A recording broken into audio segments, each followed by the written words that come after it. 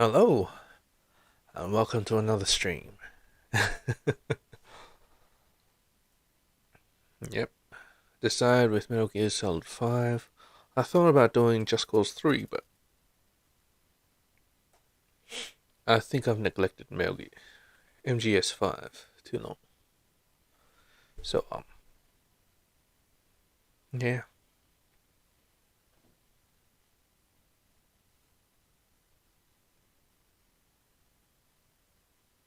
Start off with Ground Zeroes. It's meant to be the prologue. Should be pretty short, 2 gigs.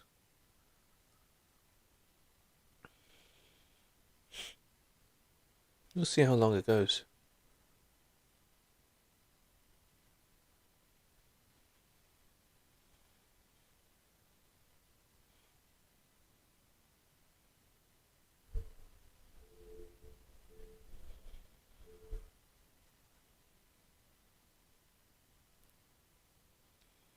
Konami.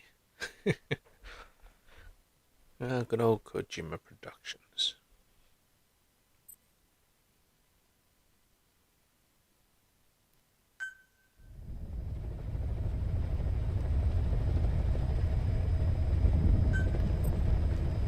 Pretty sure it runs with gamepad.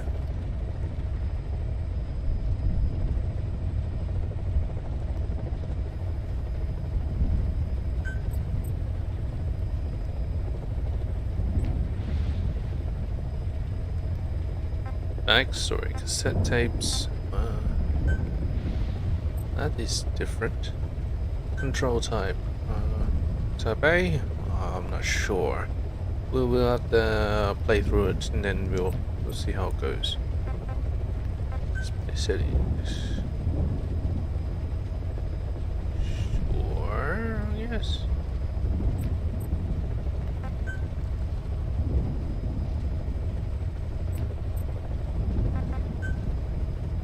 Should I HUDless again? Better not. I'll just get so confused.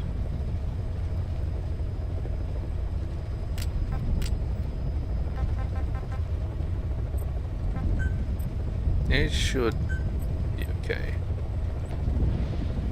Well,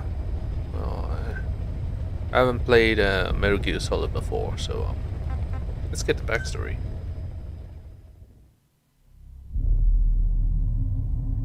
No, for us, there is no victory, Snake.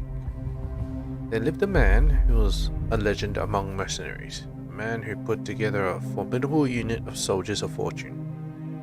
Long before the advent of private military companies that dared to call itself a nation. A man who, with his nation at his back, made an enemy of modern capitalist society and the world. This is his story. We're not mercenaries. We're not a foreign legion. MSF's a business, a new kind of business. Miller. Known by codenames such as Snake and later Big Boss, he proved himself as an agent of the US Special Forces Unit, Fox. But a certain incident spurred him to part ways with the military that he is said to have roamed the world's war zones as a gun for hire. In 1974, Snake and his partner, Kazuhira Miller, were running a small mercenary outfit in Colombia when they were visited by a man claiming to be a professor from Costa Rica's University for Peace. According to this professor, there had been several incidents involving a mysterious armed group in Costa Rica, a country without a military of its own. The professor was accompanied by one of his students, a girl named Paz, had been abducted and assaulted by this group. The professor and Paz offered to hire Snake to drive the group out of Costa Rica. However, Snake saw through their deception in an instant.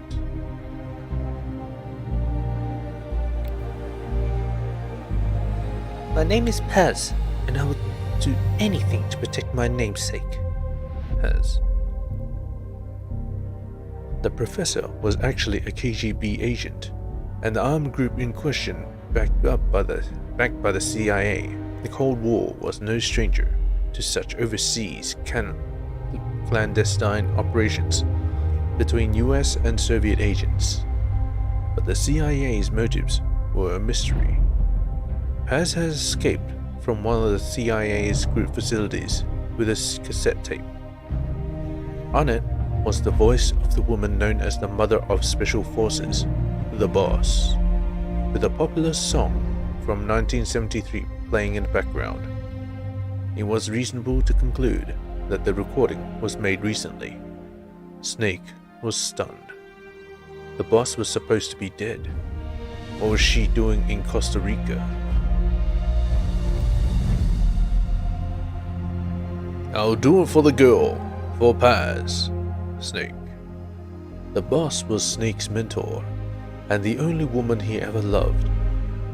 But 10 years prior, Snake was forced to take the boss's life as part of a mission, a bitter memory that still haunted him. Despite realizing that she simply could not have survived, Snake was unable to turn the professor down, telling himself he was intervening as a deterrent for a defenseless country, as well as to honor the virtue of Paz's name, peace. Snake departed for Costa Rica. Once there, he ran into a unit of the Sandinista National Liberation Front that had fled Nicaragua. This is not helping.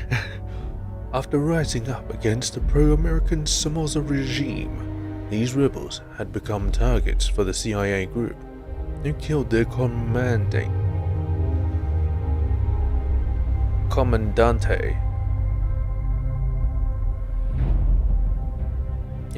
and left the unit in shambles. Everyone treats me like a child. I couldn't stand it anymore. Chico.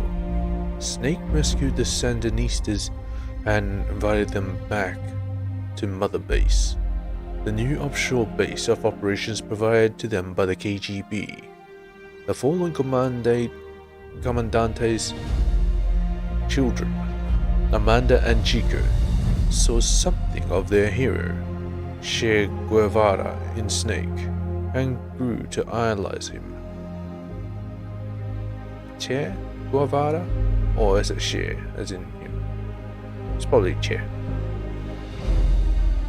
This triggered a rapid expansion of Snake's forces. However, he was still no closer to discovering what the CIA was really up to in Costa Rica.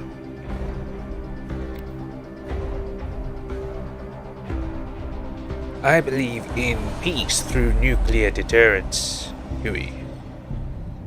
Snake then encountered Huey, a wheelchair-bound scientist being forced to work for the CIA. Huey revealed the CIA's terror-flying plot. They were developing a system by which, following radar detection of an enemy nuclear launch, an AI would analyze all available data and automatically execute a retaliatory nuclear strike at appropriate targets. Although designed to increase the power of nuclear deterrence, Coldman, the CIA's Central American Station chief, planned to actually launch a nuke to demonstrate the effectiveness of automated retaliation. This demonstration was only 5 days away. Snake rushed to the development lab to stop the AI from being completed. Why a retaliatory device? Why not a prevention? We're not going to defend against this, we're just going to attack back? Yeah. Only attack, no defense. No protect. You've left everything behind. Your country, your identity, your past and ideals. But there's still one thing you haven't let go of. Miller. Upon infiltrating the lab, Snake was greeted by the voice from the tape. That same voice of his lost mentor. But this was in fact the voice of the retaliatory system's AI. Its developer, Dr. Strangelove, had selected the boss, the so-called greatest soldier who ever lived, as the AI's intellectual model. However, succumbing to personal obsession, Strangelove had deviated from the research's original purpose. Not only had she reproduced the boss's voice, she was on the verge of bringing her psyche back to life in AI form, driven by a bizarre kind of love. What if the boss could truly be revived in every detail, if only in AI form? Snake hesitated as Strangelove's idea touched his sense of loss. His guard down, Snake was immediately captured. The boss AI was completed, and Peace Walker, the nuclear-equipped walking battle tank housing the retaliatory AI system, went active. I was made to fight. I am a gun. Snake. Snake fought in vain as Peace Walker prepared to fire the nuke, but in the face of catastrophe, it was ultimately a machine that saved mankind from nuclear annihilation. The boss AI sank Peace Walker to the bottom of Lake Nicaragua, stopping the launch. With the crisis behind him, Snake took advantage of his recent mobilization to continue Mother Base's expansion indefinitely. Snake understood that the AI had acted to save the world, but that did not change the fact that this system, based on the boss's mind, had chosen at last to lay down its weapon. As a weapon itself, Snake felt the act to be a rejection of his life. Undeterred, Snake and Miller invited Drs. Huey and Strangelove to Mother Base to develop Metal Gear Zeke, a bipedal weapon they eventually equipped with a nuclear warhead, suddenly making their unit a nuclear power. This place is no longer be my heaven. Will no longer be my heaven, Paz. Meanwhile, Mother Base took in Paz, already an orphan, but now left without even her KGB benefactor following the end of the crisis. However, this was all engineered by an intelligence agency known as Cypher. Under Cypher's orders, Paz got close to Amanda, Chico, and the others while exploring more and more of the base, secretly plotting to hijack Zeke. Her objective was to use the weapon as a bargaining chip to force Snake into becoming the military arm for Cypher. Paz's attempt failed when Snake defeated Zeke, and she was thrown beneath the waters of the Caribbean. It was only then that Snake learned Chico had fallen in love with her. A diary she kept while on the base was discovered several days later. It revealed a young girl torn between serving Cypher and following her heart.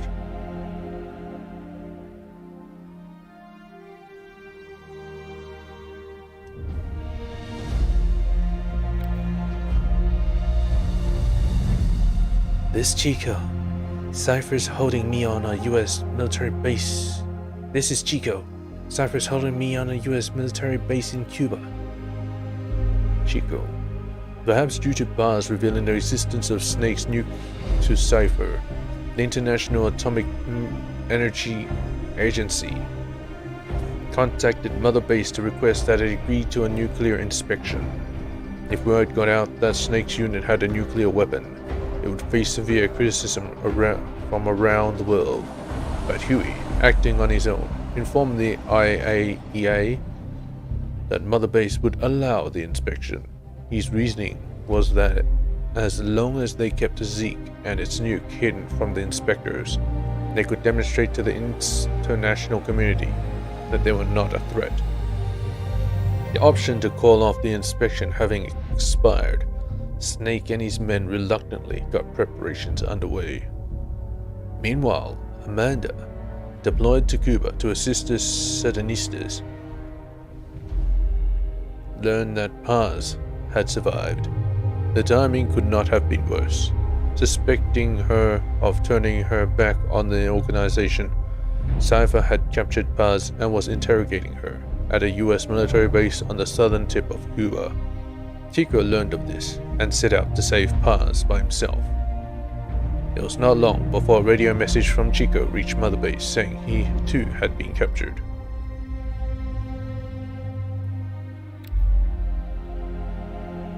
I know it hurts right now, but it will all be over soon. Pause. With an idea as to Cypher's true identity, Snake would not allow that Chica and Paz knew to fall into their hands. Furthermore, if he could rescue Paz, he might be able to get information from her that would help him fight back against Cypher. On the eve of the nuclear inspection, Snake made the decision to leave for Cuba. God damn, that's pretty cool. Like cassette tapes. Are you kidding me? Oh.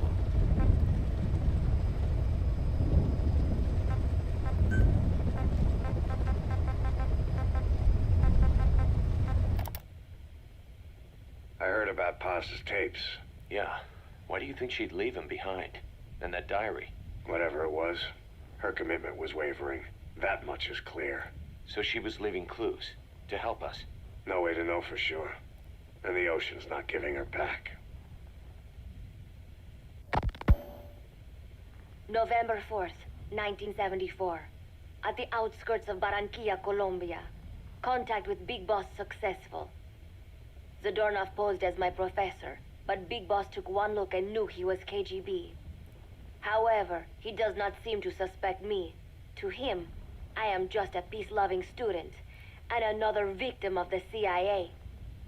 We asked him to drive the CIA out of Costa Rica. Sounds Latino. To him, this means betraying his country. His forces are smaller than anticipated. They drift from place to place with nowhere to call home. That provided us an opportunity, so we seized it. Zadornov offered them a plant off the Costa Rican coast to use as a base. As expected, Miller jumped at the chance. Although initially reluctant, Big Boss came around when Zadornov played him the tape. All because the voice on it sounded like his mentor, the boss. Naked Snake, the man who once saved the world from the brink of nuclear war. Awarded the title of Big Boss for his service. He later became a mercenary, abandoning both his title and his country. To him, that honor was steeped in the blood of the boss, the mentor he was forced to eliminate. Exceptionally charismatic, he possesses unparalleled combat and intelligence gathering abilities. His only discernible weakness is her. This operation hinges on how effectively we can exploit that. Kazuhira Miller is Big Boss's lieutenant. Half Japanese, half American. He once served in Japan's self-defense force. Though he and Snake first met as enemies, they discovered a common bond and together built their private army, with Miller directing business and administrative affairs. He comes off as shallow, but his true intent is hard to read. I must be careful. All that is clear is his infatuation with Big Boss. With East and West fighting over its control, Central America is now the most contested region on Earth. CIA Central American Station Chief Coldman has developed Peace Walker, a fully AI-automated, fail-deadly nuclear launch system with which he aims to reignite the Cold War. Snake's new objective in Costa Rica is to prevent that. Zadornov's, or should I say, the KGB's plan is to play the two sides against each other, turning the entire region red. Not one of the three parties realize they're all just pawns in Cypher's hands. Cypher watches all. Mother Base has developed rapidly since being established in the Caribbean Sea. They recruit more personnel daily, and already their mercenary services are turning a profit. Big Boss's leadership and charisma, and Miller's business acumen drive this impressive growth. Furthermore, joining forces with a faction of the FSLN has expanded their power even more. They have even commenced their own weapons development program. All is proceeding according to Cypher's will. I could not be more pleased. Snake's pursuit of Peace Walker led him to an AI modeled after the boss's thought patterns. It was incomplete, but, somewhat ironically, making contact with Snake was the necessary finishing touch. Meanwhile, the scientist behind Peace Walker's locomotive control, Huey, defected to Snake's army. His presence has greatly accelerated weapons development at Mother Base. I failed to anticipate Coldman's madness, but nuclear war was averted. However, this was only after the boss AI on board Peace Walker sank itself to the bottom of the lake in what could be likened to suicide. The boss laid down her gun, choosing to sing for peace instead, and Snake, himself a gun, parted ways with her. In doing so, he reclaimed the title he once abandoned. He is Big Boss. Zadornov has been detained. Since this leaves my cover identity without a guardian, the Mother Base staff has taken me in. I am now better placed than ever to monitor their internal affairs. Everything continues to unfold according to plan. The developer of the boss AI, Dr. Strangelove, has also come to Mother Base. With her and Huey's expertise, they can now develop a weapon capable of matching Peace Walker.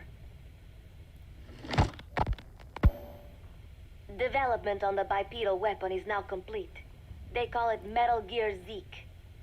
It stands there like some sort of mystical guardian. The soldiers gaze on it with pride and reverence. Big Boss has elected to arm it with a nuclear weapon. As an army without a nation, they seem to feel the need for a deterrent against whatever the world might pit against them. It is a dangerous gambit. Why do such a thing?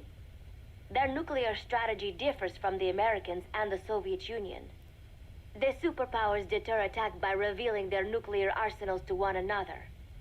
Snake and his men know that if they were to go public with this, the whole world would unite against them. Business would dry up overnight. So they do not plan on revealing the nuke until necessary. This ace-in-the-hole approach is their idea of a nuclear strategy. Wielding a deterrent, all the while unable to reveal its existence.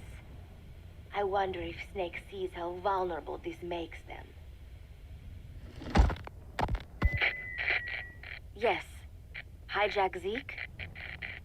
Yes, I did indicate that to be our leverage. But I cannot imagine his agreeing to that now. But did you not raise them to safeguard your governance without borders? No. I have not forgotten. Cypher Watch is all. Yes, things are proceeding, but modifying Zeke has not proven easy. I am using Zadornov to buy some time. No, I have not forgotten what you said. However, well, forgive me for asking, but this is you I am speaking to, isn't it, Cypher?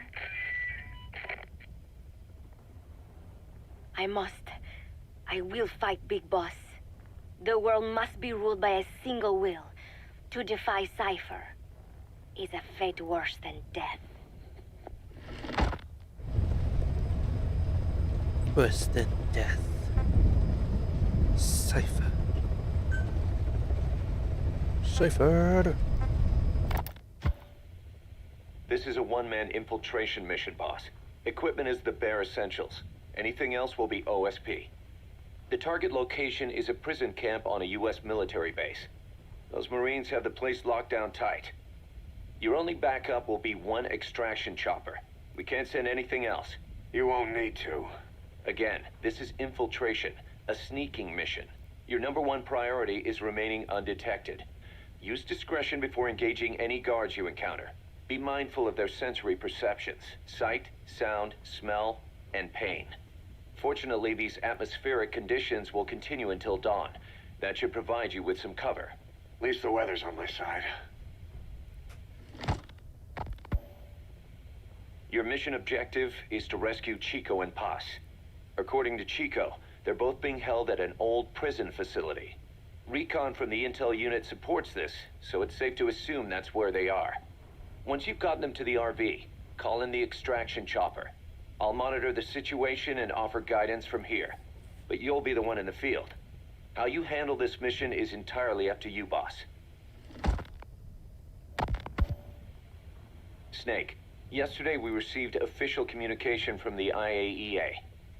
It says, it has come to our attention that your organization recently purchased nuclear fuel from Uzbekistan authorities. We request permission to inspect your facilities. What a load of bullshit. Yeah, they're after Metal Gear Zeke's nuclear warhead. I'm betting this is payback from Cypher after Paz's leak. Using the UN. There's no telling how much influence they have. But the IAEA can only do inspections in countries that are party to the NPT. And we're not a country. Exactly. We haven't signed a safeguards agreement with the IAEA over peaceful nuclear use, and we're not obligated to report any nuclear material we have, nor information about any nuclear facilities. The IAEA has no authority to inspect us. But despite all that, That nuke's our last line of defense. We don't want to announce we have it until the world is preparing to wipe us off the map. Until then, we let everyone think we're just a private army with conventional firepower. what's Huey's take? That the problem's how to hide the nuke in Metal Gear. But I gotta tell you, he was all for it. I see. But there's no way we can have the IAEA poking around here. So what do? Ignore them? Send them an official letter of refusal. Say that we're a private organization and we've done nothing to attract this suspicion. You got it. We finished Zeke's waterproofing reinforcement yesterday. The day after tomorrow, we'll be done installing the main depth control tank, the compressed air tank, and the attitude control propeller pod. Huey, If the underwater test goes well, next week we'll try the 300-foot seabed depth. drop the act, Huey. How did we end up agreeing to the nuclear inspection? Because after you sent that letter, I told them. After careful reconsideration, we agree to your request. And frankly, we should be inspected. This is our chance. If they come and go without discovering the nuke, we can tell the world we're clean. Of course, it's risky, and we'll have to make sure everything's perfect, but it'll be worth it. Huey, can they do an inspection without going through the Board of Governors? We contacted the IAEA's admin branch, and they said there's no record of us being brought up at any of the board's meetings. I'd say probably a preliminary inspection to determine whether we should be referred to the board. So it's bound to be a small inspection team, and they won't be here that long. Don't worry, leave everything to me. Has the media gotten wind of this? Yeah, 2 major Western networks want to do stories on us. I planned on saying yes. What? You want to broadcast this place to the world? That's why I agreed to the inspection. This is a golden opportunity. We can use the media to prove to the world we don't have a nuke. Besides, even if we said no, it would just be delaying the inevitable. Kaz, our hands are tied now. Start getting the place ready. Thanks, boss. Don't get the wrong idea. You've set it up so that any more changes of heart will arouse suspicion, that's all. Zeke stays, but we'll have to move all other AFVs to shore. Any potential troublemakers can go with them for some mandatory R&R. Sound good, boss? Just do it. About the inspection, what do we tell the men? The truth. What else? The one thing we don't need to worry about is anyone here spilling the beans about Zeke. Good point. What about the Sandinistas? There's still quite a few of them left on the base. I hate to say it, but it won't look good having Soviet bloc personnel here. The problem is, moving a group that size in a hurry would look even worse. At least Amanda's on assignment in Cuba. They'd recognize her. She should stay put for now. All civilians save Huey will have to return to their countries. Even your Parisian. Of course, we'll get her whatever paper she needs. Dr. Strangelove's departure came at a perfect time. The less Zeke-related staff here, the better. Wait, she left? That's right. You were away on a mission. She left last week. There's nothing cooking in AI weapons research, and Zeke is complete. There was really no reason for her to hang around. I'm surprised Huey let her go that easy. Yeah, his crush on Strangelove was never much of a secret, huh? He followed her everywhere while Zeke was in development. Boy, would she get pissed. But he does have a lot on his mind right now. I've got bigger issues to deal with. That's what he said. That's the spirit, Huey. 10 days ago, we got reports that Paz was still alive. She survived. She was rescued by Belizean fishermen who found her drifting in the Caribbean. So what's the plan? Silence her before we're compromised? No. I've got something else in mind. Our friends at Cypher suspect Paz could be a double agent. She's being held for interrogation at a camp on the southern tip of Cuba. Black site. Nice. A slice of American pie on communist soil, and out of U.S. legal jurisdiction. The upcoming inspection of Mother Base has to be connected somehow. The timing's too perfect. The UN's nuclear inspection. My guess is they're trying to corroborate Paz's leak. We're an army without a nation. Word of our capabilities gets out, and we'll have the whole world out to shut us down. Having an American private intelligence agency involved's bad news. Cypher's the ones who sent Paz to us in the first place. She knows their true nature. Right. Paz is our only link to Cypher. If she's still alive, we need her on our side. If not us, who else is gonna rescue that bitch? When do we do it? The inspection comes first. We'll deal with us afterwards. Do the men know? Word has started to spread. The information came from Cuba through Amanda. One of the base personnel used to belong to El Frente. I'll tell everyone we don't concern ourselves with the survival of enemy spies. We need them focused on the inspection. And if we get her back here and she isn't cooperative, there's still plenty of room for her in the ocean. Works for me. What about Chico? He had a chance to stop Paz from hijacking Zeke and he blew it. He's carried that guilt ever since. Kid really did care about her. Chico, it's hard to say how he'll react. Have Amanda call him out to Cuba. He shouldn't be here right now. Good idea. They haven't seen each other in a while. Little time with Big Sis and he'll forget all about you-know-who.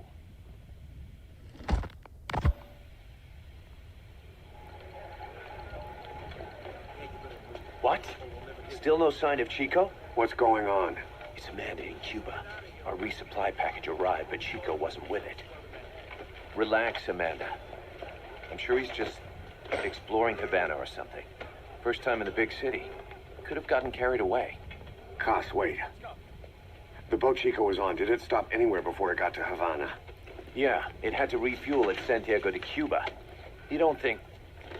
Oh, shit. You gotta be kidding me. He does this now? It's 60 miles from Santiago to the prison camp.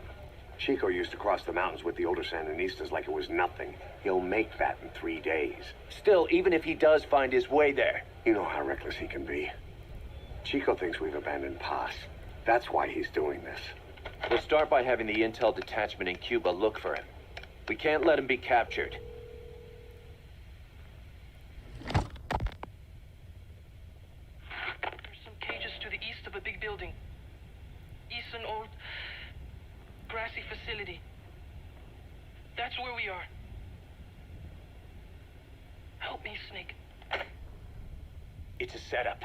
We have no choice. Yeah, if Chico talks, he could blow the new cover up. We can't hold off until the inspection's over. When can we be ready? It'll take at least 16 hours to confirm the flight path and prep a bird. The intel unit has started reconning the area. Sounds like I'll have to miss the inspection. Boss, we'll just have to send someone else to get them out. No. I'll go. Yeah, Chico and Paz would only take orders from you anyway. And we can't go taking on those Marines at the base head on. It's gotta be off the radar, and it's gotta be you. Hold down the fort, Cos.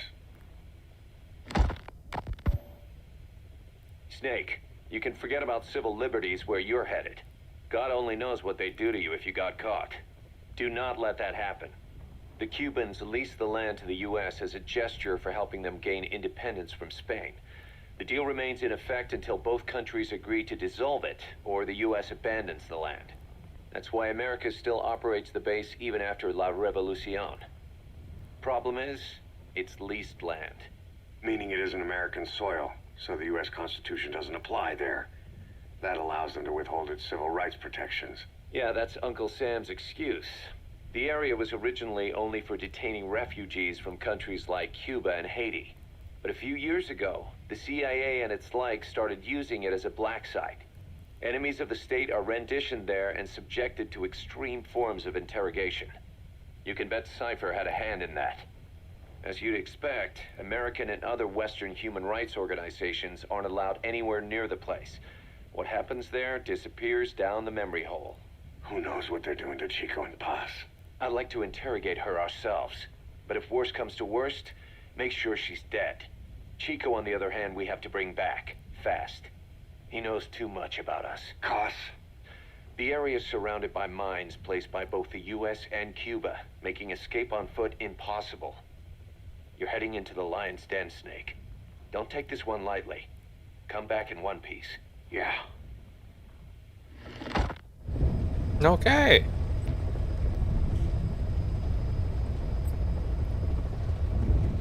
Music.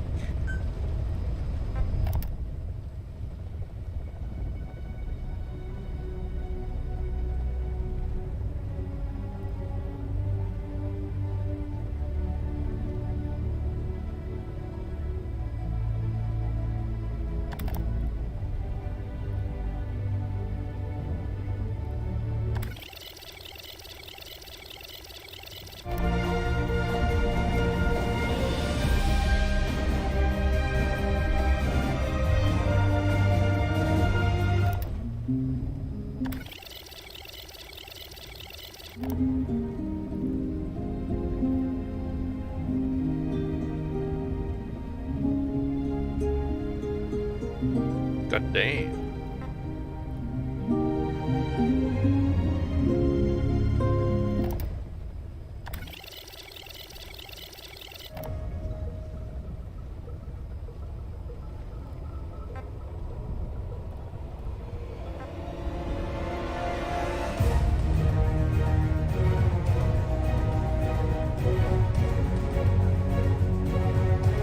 Sounds like the cheesy old movie films.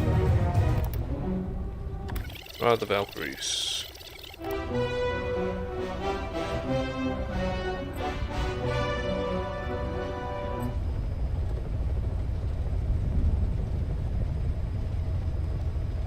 Set music that plays when your helicopter appears.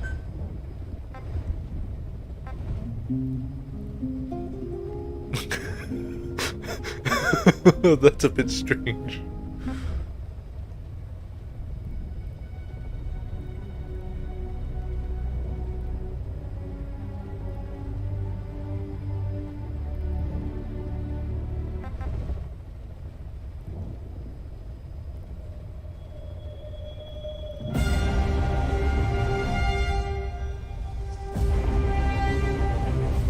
Yeah, sure, why not?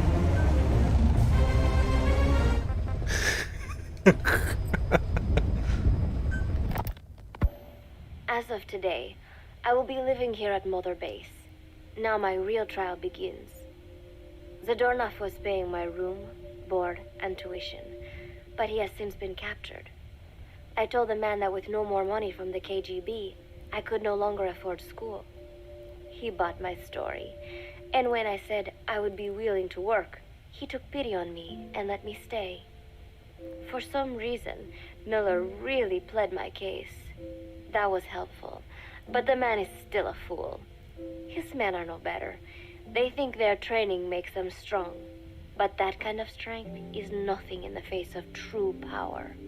And better yet, they wait on me hand and foot, believing I am just a schoolgirl. Looks like I won't be working too hard after all. Just today, while scouting out the living quarters, I saw a group of them in the corner of the deck making a fuss. Going over for a look, I saw they were feeding a kitten. A bunch of grown hard men, and they're the ones acting like schoolgirls. Look, isn't he cute? What is wrong with them? Disgusted, I just nodded and smiled. I must stay in character after all. I indulged their chit-chat for a few moments. Then one of them asked me to give the thing a name. They had just taken it from its mother. I named it Nuke. I improvised some nonsense about how our compassion for living things can help prevent wars. The men gave me a little fish. I held it out in my palm, and the kitten happily ate it up. What a pathetic, feeble creature. It sickens me. Today, Chico invited me to go fishing with the soldiers. I suppose finding one's own food does have its merit, but I prefer not to be involved in such a degrading task. And their prattling on about fishing being fun is nonsense. I'm not here to find playmates. Nevertheless, distasteful as it was, I went along in order to maintain my cover. Chico thrust a fishing pole into my hands, and we went up onto the deck where several soldiers had gathered. They welcomed us warmly.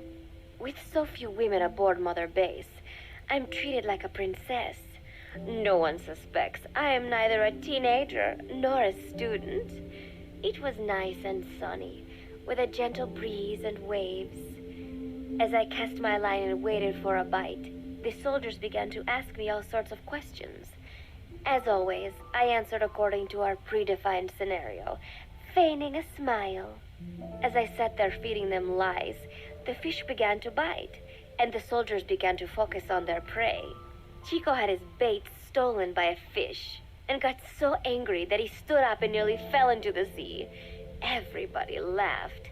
It almost made me want to join in too. At some point, I got a bite myself. The instant after I felt that first gentle tug, the fish yanked the line with astonishing strength, and I let out a cry of surprise. I thought he was going to be huge. It was my first time fishing, and I was a bit flustered, so the soldier beside me helped by supporting the pole from behind. "Reel it in," they shouted. I nodded, turning the handle as fast as I could. I wondered what kind of fish lived below the surface, and thought back to the deep sea dives I had to do as part of training. Those were difficult days, but I remember finding the multicolored fish gliding through the water incredibly soothing. After a hard fight, I pulled it up. To my surprise, it wasn't even half a vara, rather anticlimactic. But I wasn't doing it for fun, so I wasn't the least bit disappointed. Nook was hovering nearby with an expectant look on his face, so I gave the fish to him. All in all, a thoroughly wasted day. Preparations are coming along nicely. No one suspects me of being the one to let Zadarnov out of his cell. Today, Amanda and I taught Cecile how to make gallo pinto. It is a simple home-cooked dish consisting of black frijoles mixed with arroz. It is well known throughout Central America, not just in Costa Rica, so it is no surprise that a Nica like Amanda would be good at making it. But I was raised in the States from a very young age, and can hardly even remember my mother's gallo pinto. Having to make chit-chat with that clueless bird lover and the so-called revolutionary was excruciating. And, clueless or not, I wanted to be especially careful around Cecile, the one who actually recorded that tape. Thankfully, Miller and his men seemed to believe I mistook the tape I found for one my friend made. In any case, one can never be too careful. Anyway, the three of us minced garlic and herbs, then cooked them in a pot with frijoles we'd soaked overnight. While waiting for them to cook, we sautéed onions and arroz in a frying pan. Cecile worked the frying pan according to Amanda's directions, but seemed a bit glum. She does have a knack for cooking, though. She is French, after all. We added water to the pan and watched the arroz begin to steam. While we waited, Amanda shared memories of her mother with us. They had been separated because of Simosa, but the taste of her mother's cooking was still fresh in her mind. When the frijoles were ready, we drained the water, stir-frying them with the rest of the vegetables. Quite a complicated process for home cooking. Nonetheless, it kept them occupied. The longer we sat and talked, the greater the chance of my arousing their suspicions. With women, it is not enough to just bat your eyelashes and giggle. It takes a lot of effort to divert attention. When the arroz was done cooking, we folded it into the frijoles and added salsa, stirring the mixture as it simmered. At this point, for some reason, the conversation turned to romance. Why does it have to be that way whenever women get together and chat? Cecile fancies herself to be well-versed in such matters, and gave Amanda all sorts of advice. It was harmless enough, until, to my irritation, she began pestering me whether there was anybody I liked. Not right now, I said, trying to dodge the question. But she pressed on. It's Snake, isn't it? I gritted my teeth and played it coy. Maybe. Cecile nodded and giggled. He is pretty sexy, isn't he? What a ditz. It's all I can manage to just survive. The thought of romance has never once crossed my mind. I have no interest in that kind of man. Soon enough, a rich aroma began to fill the room. The gallo pinto was ready. New came over and rubbed up against our legs, looking for a handout. Unfortunately, it was not the kind of food a cat would like. We let a few of the soldiers have a bite, and then headed off to the mess hall. The home-cooked flavor we'd achieved was a big hit with the men of MSF. Not that we are trying to impress them or anything. Even I could manage a dish like that. Snake enjoyed it too. Let me make this absolutely clear. I have no interest in that man. Football, or soccer as it is known in the States, is extremely popular here. It has not caught on yet in the US, but it has legions of rabid fans all across Latin America. These fans can get so rowdy that it is commonly believed El Salvador and Honduras went to war in 1969 over scuffles in a soccer match. In reality, tensions between the two countries were already high. The match was merely one of the sparks that set them off. But these people are so passionate about this sport that the story seems plausible. Predictably, many of the soldiers here are fans. They have apparently divided themselves into Costa Rican and Nicaraguan teams and started playing each other. To play, you need a ball and 2 goals. The R&D team built and set up simple goals on the deck. I had absolutely no interest, but Chico insisted that I come and watch. It was not a proper match by any means. The pitch was not even regulation size, but the players and spectators alike got pretty excited. They banged empty cans and shouted cheers through the handmade megaphones. It almost felt like carnival. Huey, the referee, blew a whistle to start the match. The soldiers' training has left them in excellent physical shape, but they lacked the honed skills of professionals and their play was quite rough. Midway through, one of the men collided with another. They started shouting at one another, but Huey stepped in. I thought we had forsaken our countries, become one with the earth, he said, quoting Snake. We're not competing for national pride here, and we are not fighting for the good of any one country. This is not a war. Soccer is a peaceful sport, am I right? The soldiers nodded. They know the pain of war, and they share Snake's vision. Perhaps that is why all this resonates with them. Team Costa Rica was down a man, and somehow I was picked to fill in. Costa Rica had the advantage up until that point. I suppose Huey wanted to keep it balanced. The soldiers agreed with Huey's call. Maybe the Costa Rican players felt an even matchup would be more fun, too. I could not be bothered to run at first, but chasing the ball out there in the hot sun, I was soon drenched in sweat. Before long, I found myself actively seeking out the ball, partially out of desperation. I picked up a loose ball deep on the opponent's side of the field. Even though he's Nicaraguan, Chico cheered me on, yelling, "Go for it, shoot!" I launched the ball as hard as I could, only to have it blocked by the keeper. Disappointment only increased my determination.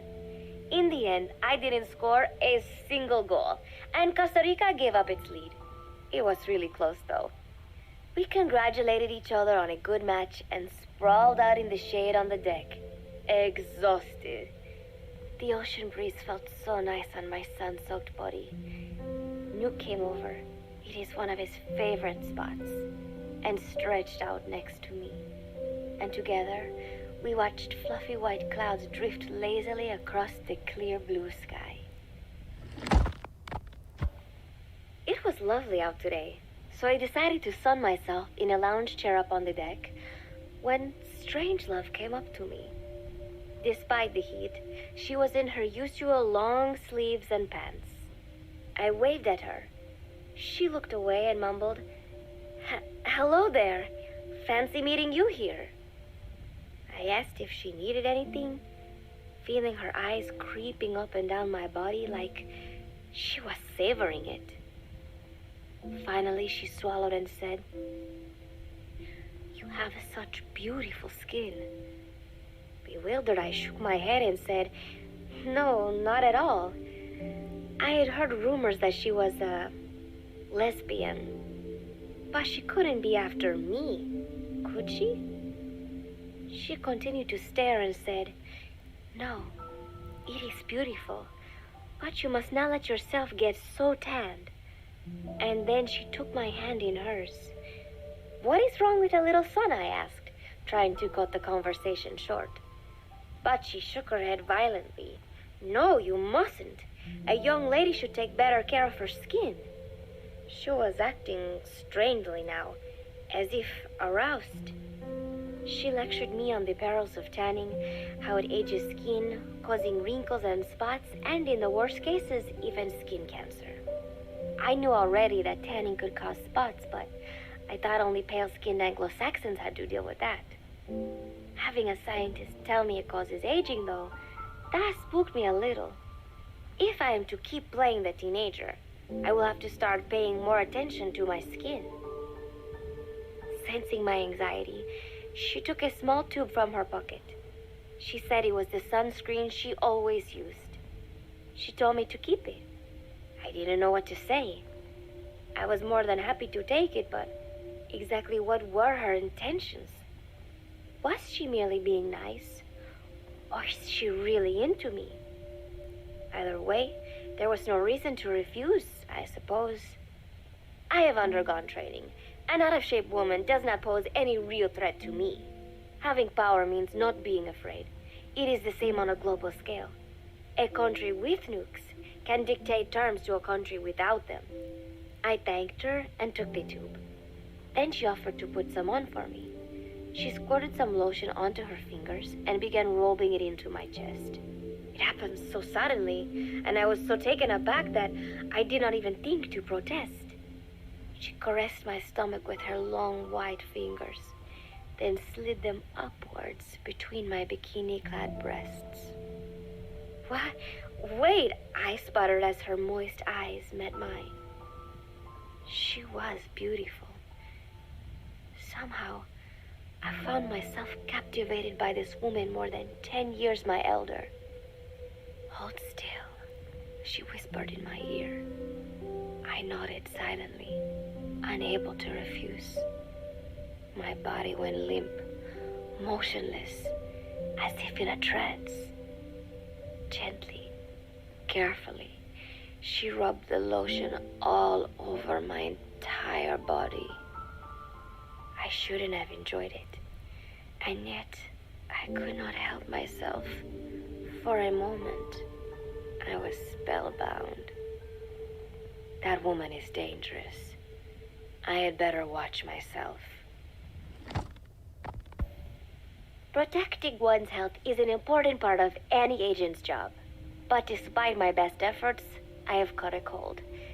Now that I think about it, Mother Base's numbers are on the rise, with soldiers coming from all different places and backgrounds. It is no wonder, then, that sooner or later, someone would bring in a virus. That said, what I have got is just a common cold. The medical team said I'd need a few days rest, so I've been restricted to my room and put on bed rest. I thought I'd gotten used to not having anyone around to relate to, but at times like these, being alone is just miserable. All I could do was lay there and stroke Nuke's back, trying to take my mind off how bad I felt. Nuke just sat there, not making a sound. But I did have visitors. Amanda and Chico, Huey, Cecile, Miller, and a few of the soldiers I've become relatively close to. Amanda made me a soup with herbs she said were good for a cold. Miller told me to take it easy. I will sing you a lullaby, he said, then broke out a guitar and sang some incomprehensible song in Japanese. I did not need to understand the lyrics to know he is an awful singer. Then he said, "You know what is good for a cold? Suppositories. Here, I'll show you." He began to take off his pants, so I threw my tissue box at him to make him go away. Then Strangelove showed up, saying she had some miracle Indian cure. It has got eucalyptus extract, she said, It works best if you rub it into your chest. And then she tried to take off my nightshirt. I whacked her with my pillow, and I got rid of her. Chico brought me a little flower in a cup. It had been growing in a little bit of earth that probably found its way on board, stuck to something else. I found this on the deck. Here, you can have it. He tried to act nonchalant, but I am pretty sure he's got a crush on me. None of them understand. If they thought these little visits would cheer me up, they were wrong. Tonight, Snake himself came to my room. Like the rest, he believes I am just a schoolgirl and treats me as such. Why did you abandon your country? I asked him. Why create the MSF? Of course, I knew the answers already, but I wanted to hear it from him. As I had imagined, he was not exactly forthcoming. All he would say is that his country abandoned him because all he could do was fight. And that is why he needed the MSF, because that is all he is any good for. Then he said, fighting is the only thing I understand, but that does not mean I have got a grudge against those who believe in peace. I am not one of them, and I do not believe in peace. Conflict is in man's nature. We fight our enemies in order to survive. Maybe we are not so different after all, he and I. But that is exactly why I'm going to have to kill him. Or else he will have to kill me. When I stop and think about this wretched existence, being killed by a man like that suddenly does not seem like such a bad thing. Every month, Mother Base throws a party for all the soldiers whose birthdays fall in that month. There is something strange about a military organization having parties. Really though, it is just an excuse to drink and make noise. It is not easy to get alcohol on a fortress in the middle of the ocean. Most days they are training from dawn till dusk. They do not have time for things like drinking. That is why Snake and Miller came up with the idea to give everyone a chance to let loose. Obviously, a bunch of bores like that are not going to bother with blowing out candles on a cake. Rather, they sit there in a cloud of cigarette smoke, drink beer, eat meat, tell tasteless jokes, and swap crude insults about one another's hometowns. But it hardly ever breaks out into something serious. They talk up a storm, but they're just having fun. It is funny. You have got members of FSLN rubbing shoulders with the UCLAs, people who once would have considered the other mortal enemies. I wonder if that is what makes Big Boss so popular. In leaving their countries behind, they leave their hatred for other countries too. Miller seemed a little protective of me. Hope they're not being too crude, he said. But soon enough, he too was drunk. He yelled, "Come here and take a look at the real Kazuhira Miller," then dropped his pants and mooned everybody. The other soldiers burst out laughing. I have never seen such a crude, ridiculous party before. And yet, all these people, laughing and acting the fool. Is this what they call peace? For some reason, I began to think about all that has happened since I came here. Fishing with Chico, cooking with Amanda and Cecile, playing soccer, having visitors when I caught a cold. When I stop and think about it, my time here has been the most peaceful of my life. But that is about to end. I cannot imagine he will be willing to negotiate. It seems I am to fight the legendary Big Boss. I do not know if I'll be able to beat him. But if I have to choose between death and defying Cypher, I will gladly choose death. The thought of dying does not scare me. But if I disobey my orders, the fear and despair awaiting me will be far worse than anything I can imagine. It was Cypher who took me in as an orphan, gave me food and a place to live. His orders may have been unreasonable, but I will never repay my debt entirely. It seems I have no choice. I must fight this man. I must fight Snake. Do you know Miller, Snake's right-hand man? Apparently has got at least one serious weakness. He is an insatiable womanizer. He does not bother me. most likely because he considers teenagers off limits. But he has hit on every single one of the few female soldiers here at Mother Base. They ought to be telling him where to stick it, but end up falling for it so easily. I think some of it stems from the fact that he is actually not that bad looking. Anyway, today, that nasty habit got him in trouble. He and Snake got into one of their rare fights, and I was there to see it. They burst out of the showers, completely naked, trading punches. I am no child. The sight of a naked man does not make me blush, but this was something else. "Maybe this'll teach you," Snake yelled as he slammed his fists into Miller's chest. I heard later that apparently he'd been two-timing someone, and that same someone had gone to Snake with her troubles. As I see it, it is her own fault for letting herself be deceived like that. If she is too dumb to see through Miller's lies, then she got what she deserved. But this was not the first time it had happened, or the second, and Snake read Miller the riot act. Miller argued back, and what began as a shouting match turned into a fist fight. "You son of a bitch," Miller yelled as he swung. "Not bad," said Snake, smiling, "but not good enough." And then he was back on the offensive. They had already been at it pretty hard in the showers, and their bodies were covered with bruises. Both of these men had been trained for war, their bodies deadly weapons. They were each bleeding from a dozen places. All this from a fist fight. Even so, it was far less gruesome than if they had given it their all. It was obvious that one of them would be dead were they fighting for real. Miller took another swing, yelling, "Try this then!" Snake parried, then responded in kind. But I could tell he was not aiming for anything vital. "You are one tough bastard, boss," Miller muttered. A smile crept across his face as he caught his breath. And then they went right on fighting. Blood and sweat flew off their glistening bodies. It was combat without hatred or hostile intent.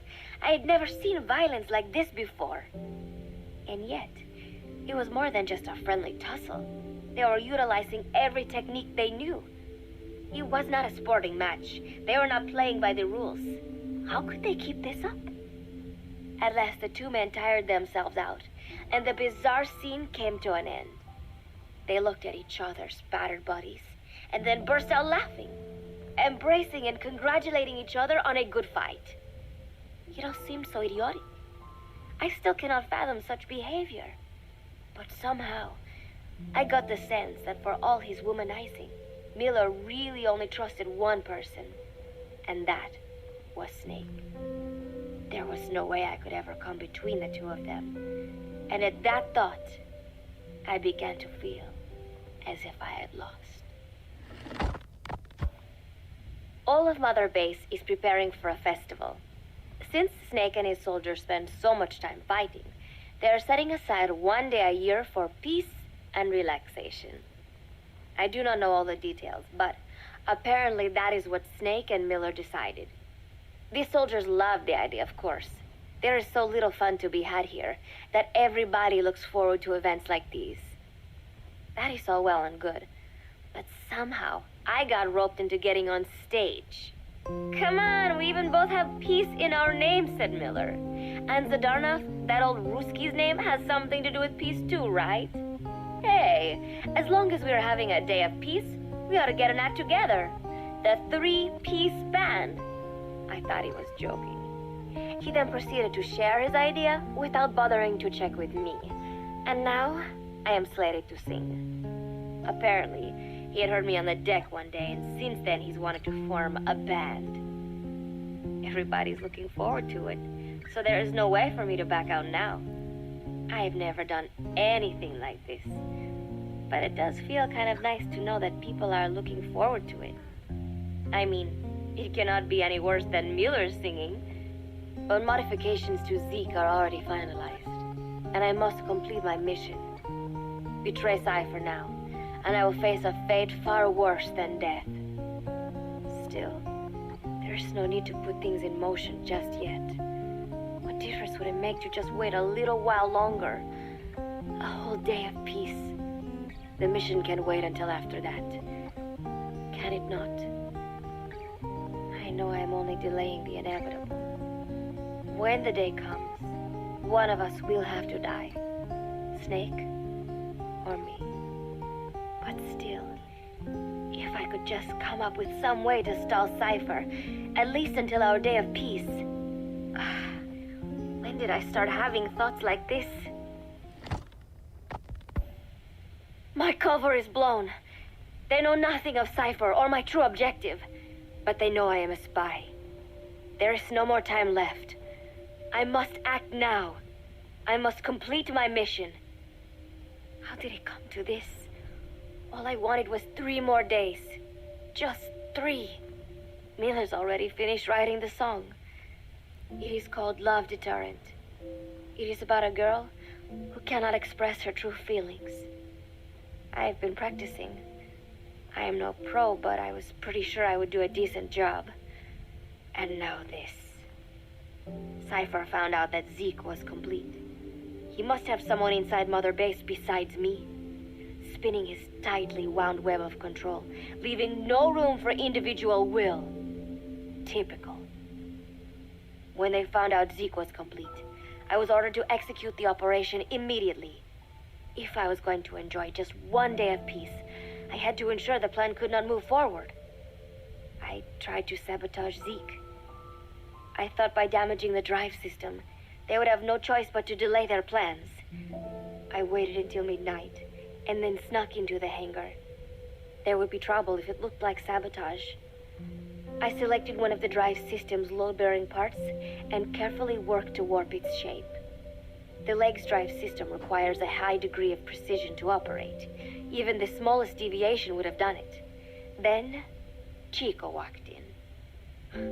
Maybe it was one of those nights where he could not sleep. In any case, he saw me, panicked, and took off running. It would have been easy to kill him, but I could not.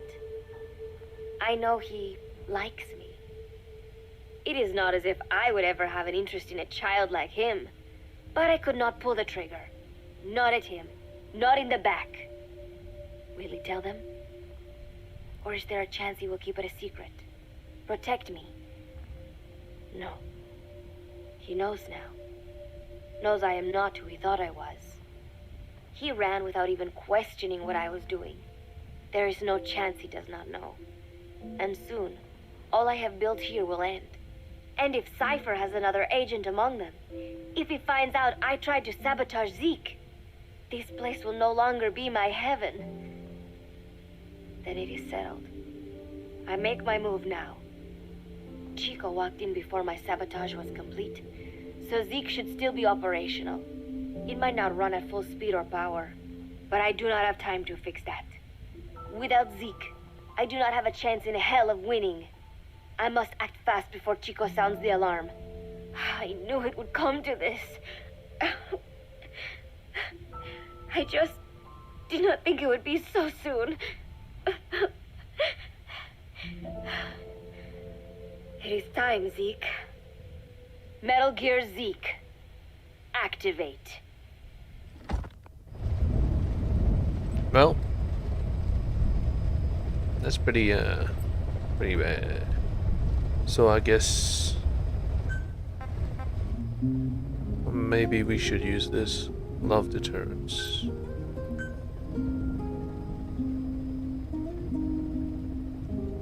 We can listen to it when we arrive. So, let's try and save them both now, shall we? God damn it.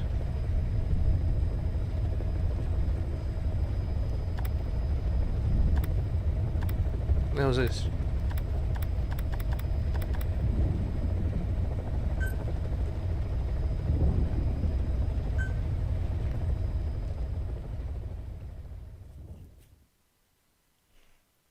In an era when the world was still divided into East and West, the boss and the mother of special forces and the hero of World War II defected to the Soviet Union.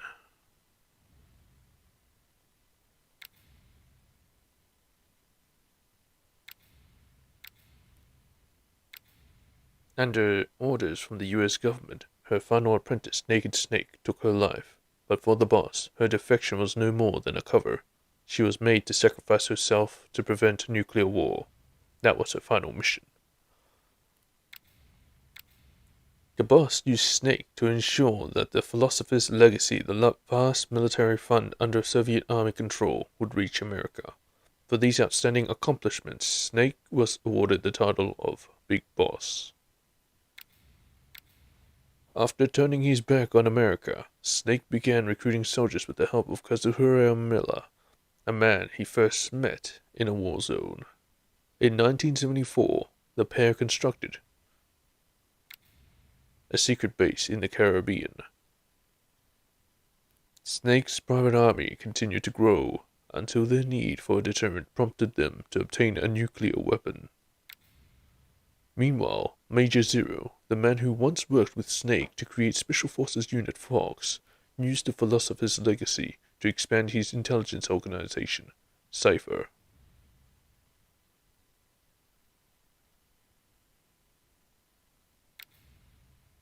Cypher proceeded to spread its roots into the furthest depths of the United States. Why is it switching on its own? With no military of its own, Zero longed to rejoin his old comrade Snake, and send his operative Paz to make contact.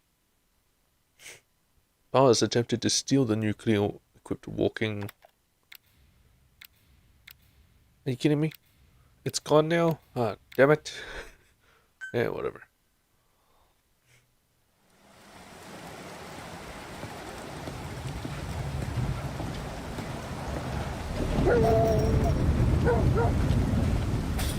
Camp Omega.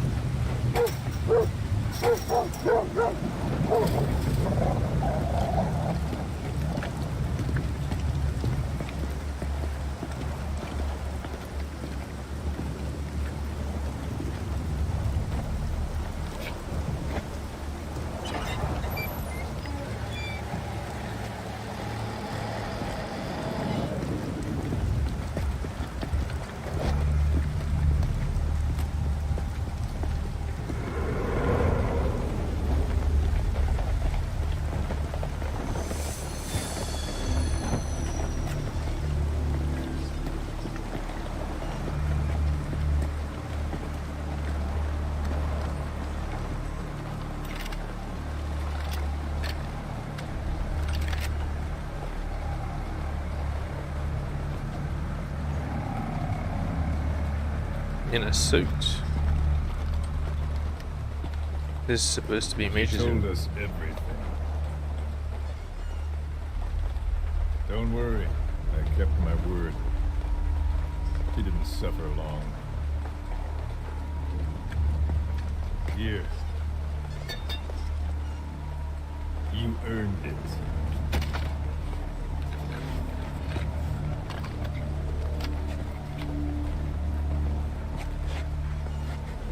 I assume that's Chico. How's it feel to play the traitor? No more war games. You're a real man now, soldier.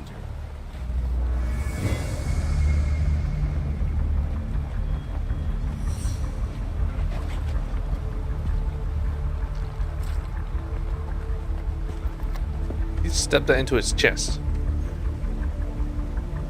Give my regards to your boss when you get home.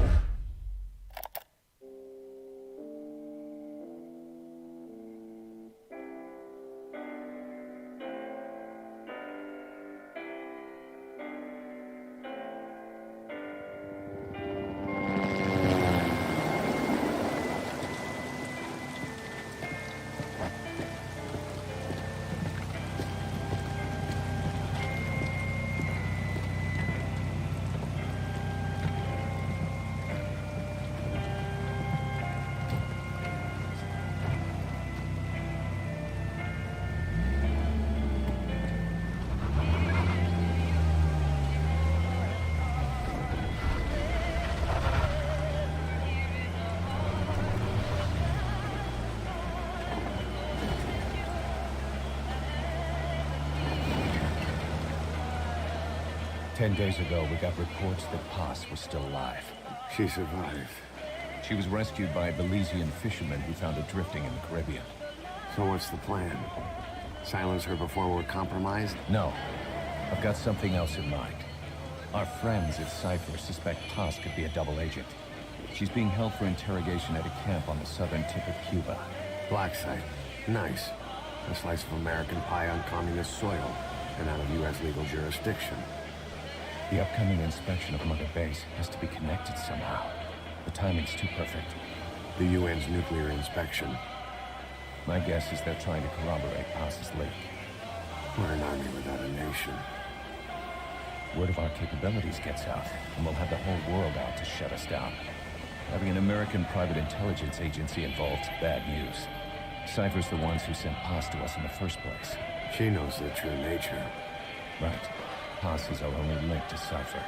If she's still alive, we need her on our side.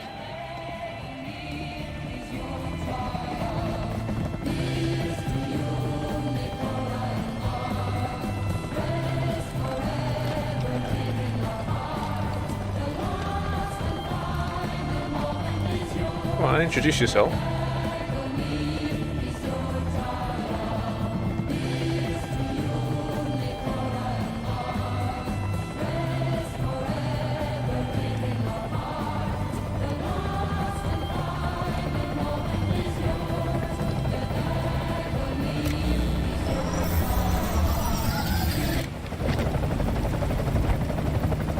Trojan horse is in.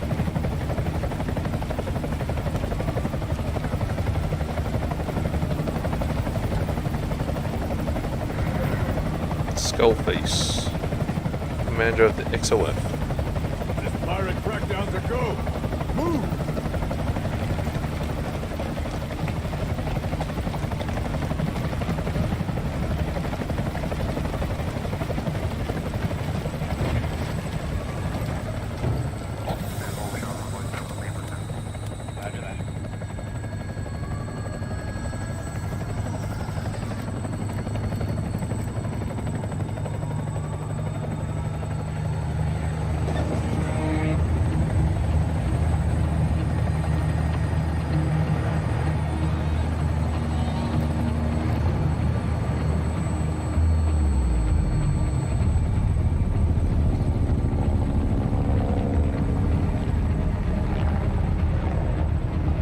So who's the other target?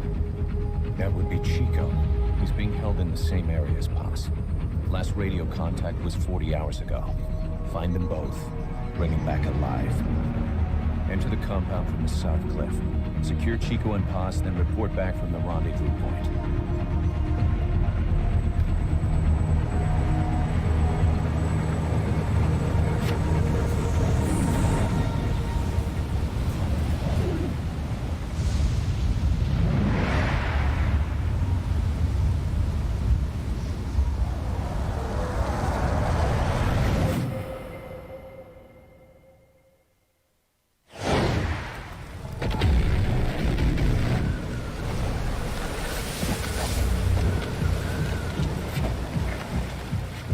Send a chopper from across the Cuban border. You should be back at Mother Base in time for lunch. You'll probably just miss our guests. The only catch is you go in solo. The politically sensitive nature of the mission means backup is not an option. Fine. I like some alone time now and then.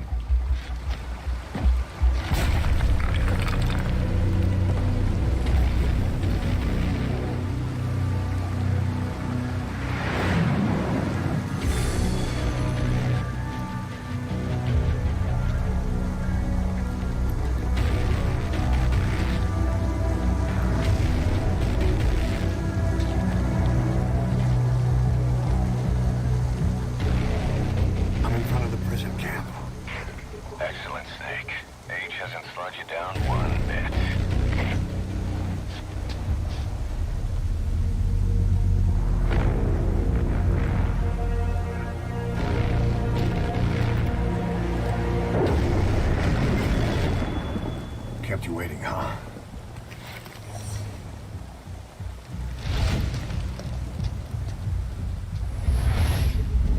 Now there's this Ghost Recon.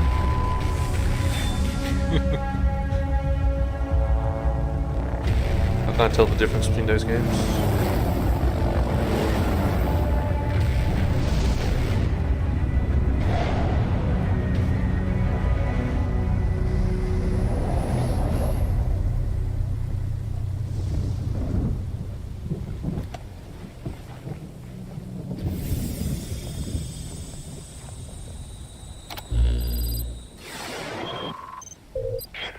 Chico and Paz are being held in an old, unused part of the compound. Get inside and head northeast.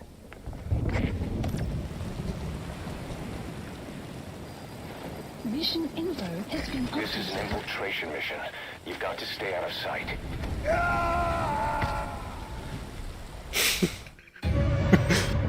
Snake, talk to me! Snake! I'm not sure what happened there. Is A not jump?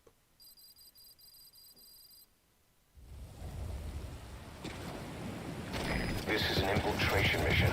You've got to stay out of sight. Before you go any further, use your binoculars to recon the area. Okay. What do you see? Press the call button to get more intel.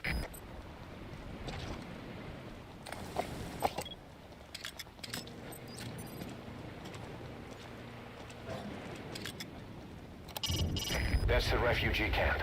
I hear it's where they hold refugees from countries like Cuba and Haiti.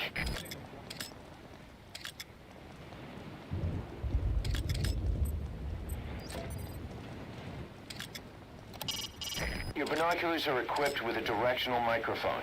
You should be able to listen in on whatever they're pointed at. It's a guard. Don't let him see you. Avoid combat whenever possible.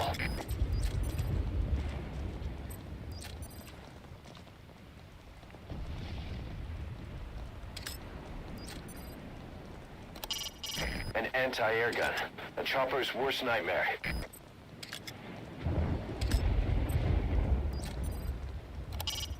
It's a truck. Think you can pull yourself up into the cargo bed.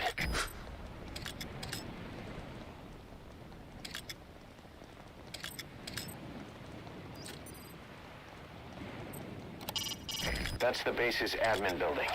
Security looks tight.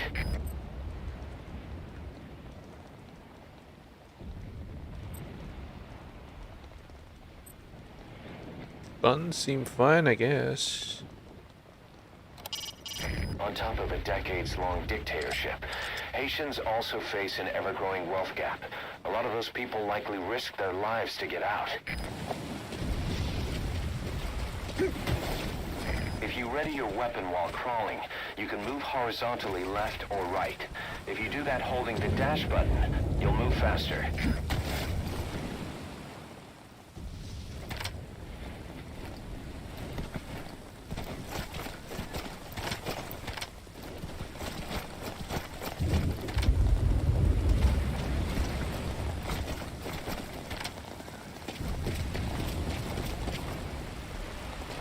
Keep low.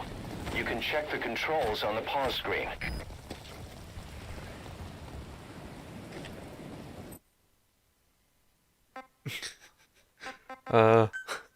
I need better control. What am I doing? Primary, secondary, equip item, support weapon, camera, binoculars, open iDroid,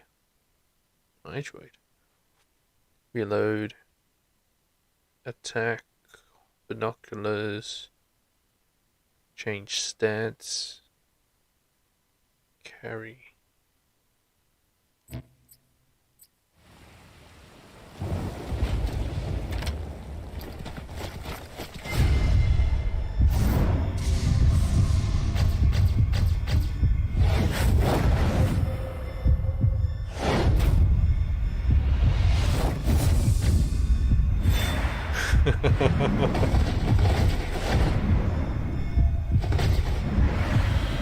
What?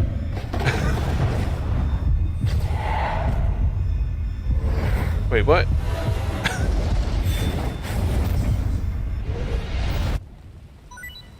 The fuck? What was that? What? What just happened? Did it pop out somewhere? Because it kept rolling?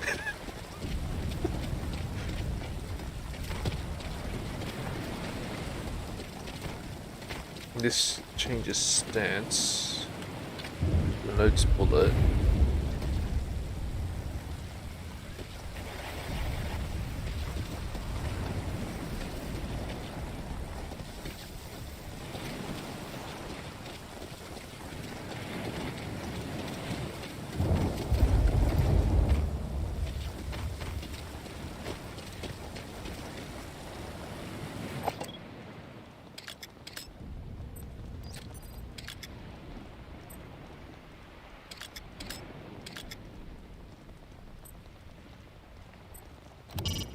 A watchtower.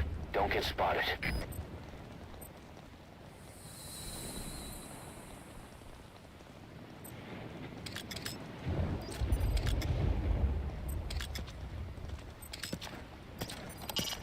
The flow of refugees fleeing Cuba is non-stop. Some make it to Florida, but others are caught and sent to Cuba's Little America.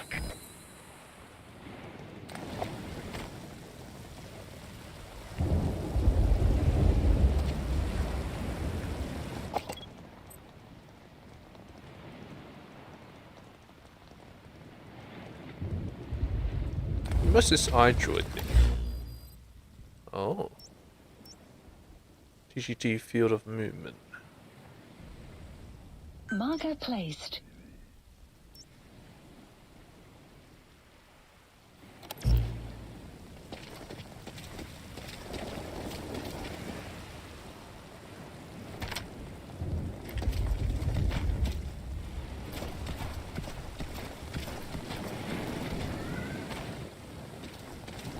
First off, we're gonna get rid of this guy.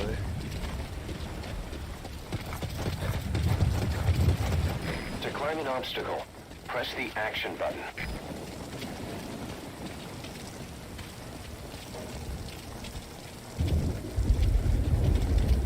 Good to know.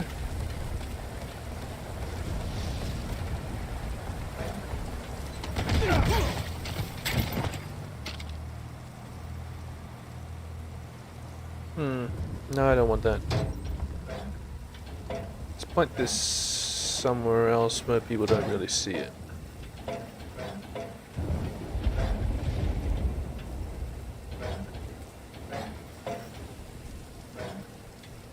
Just point it in the sky. Not going to be suspicious at all.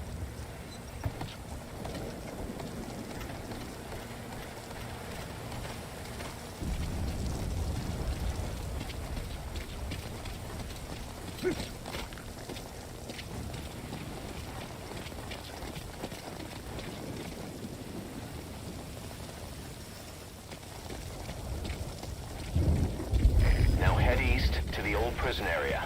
You can bring up the target's location on your iDroid. Take a good look at the enemy through your binoculars, and you can mark him. Marked enemies can be sensed when nearby, even if there's a wall between you and them. But it only works if you stop and take the time to focus your attention. This helps you maintain situational awareness. Try it.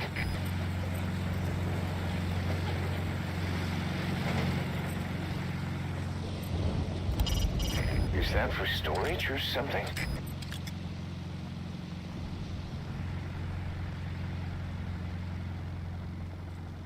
That's the second down I gotta breach.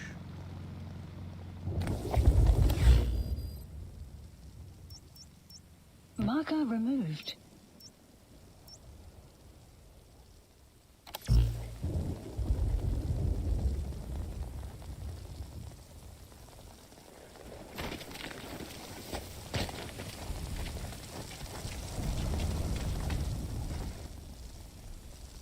Eyes open, boss.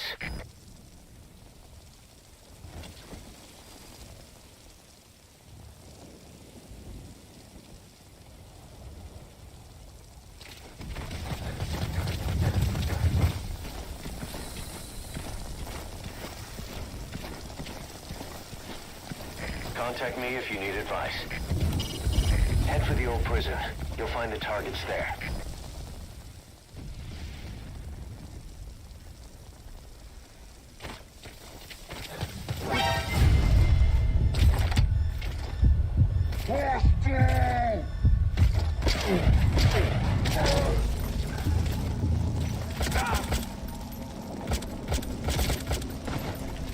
Well, could have been better. You should move the bodies of enemies somewhere out of sight.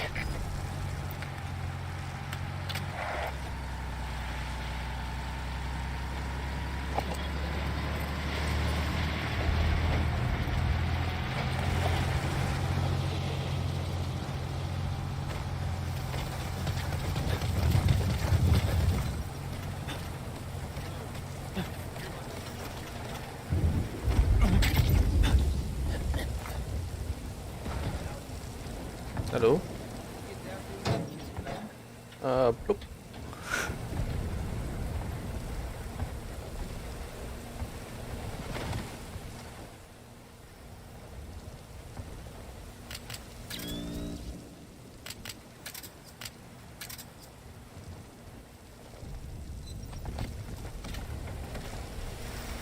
That's not going to be a problem, is it? Hopefully not.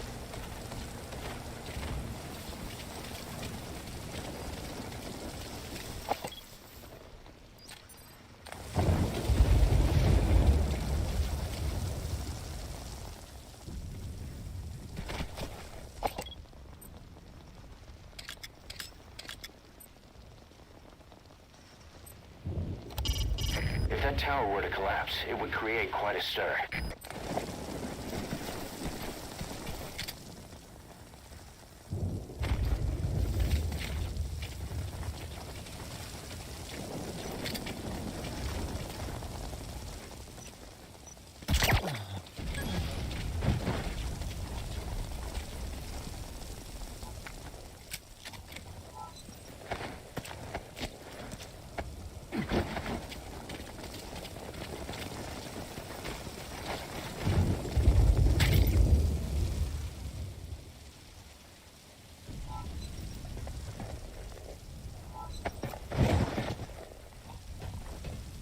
Sleep it off. Set it here.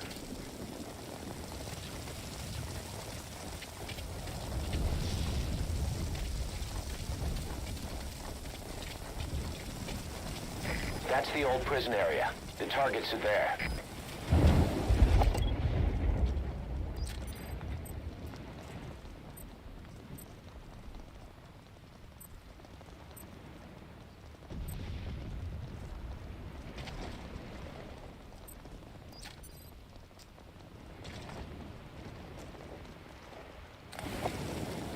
Is there actually anyone else?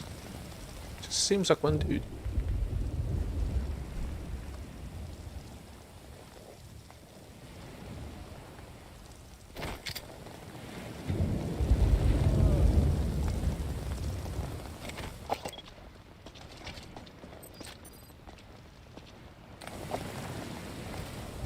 Two dudes. Bit better.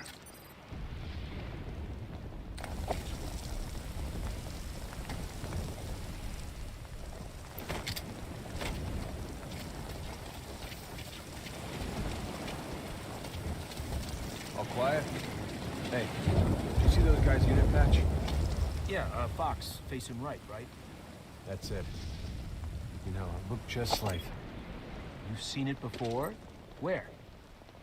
I can't remember. I know it had a fox in it, too.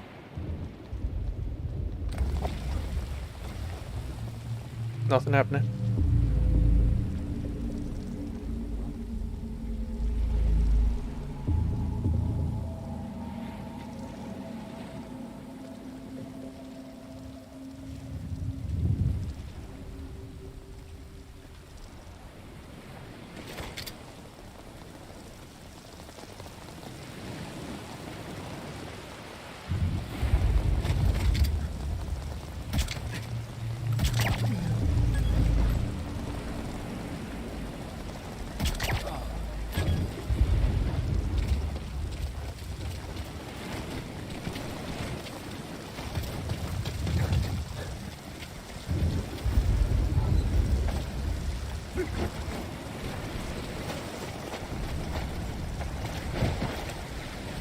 How do you throw them?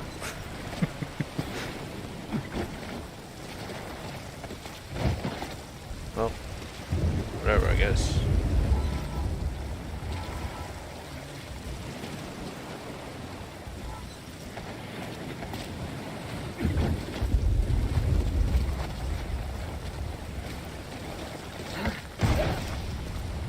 Watch yourself.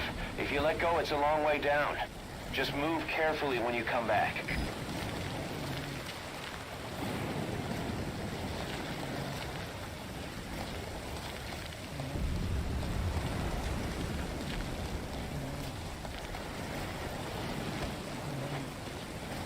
Yeah, A's let go. That's weird. Oh, these guys don't.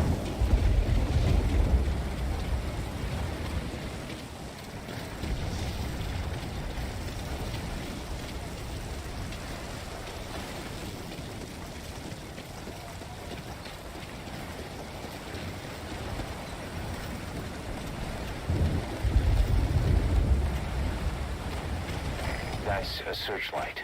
That should be perfect for searching out the targets. Oh, shit.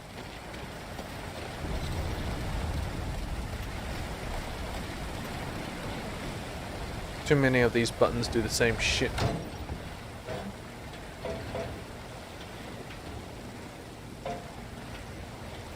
Was that Chico?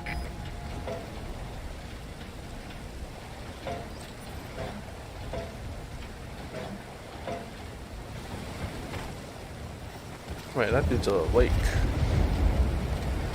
Give me a moment.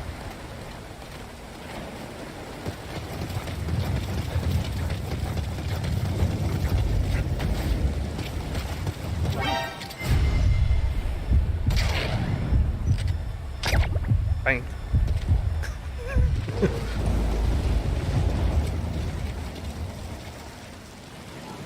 Damn it. Maybe that little whack actually woke him up a bit. How do I chuck him off?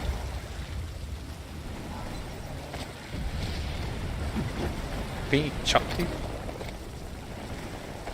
Oh, there we go. Oops, missed the water. Ah, so you just attack and then it'll just chuck them. Okay, right over here. Yeah, you'll get in the water. See? It's all good. That's what I wanted.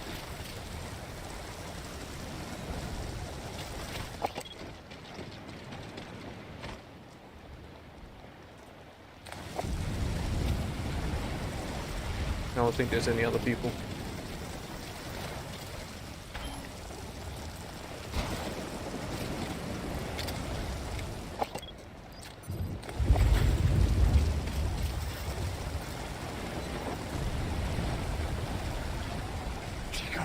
Chico. Chico.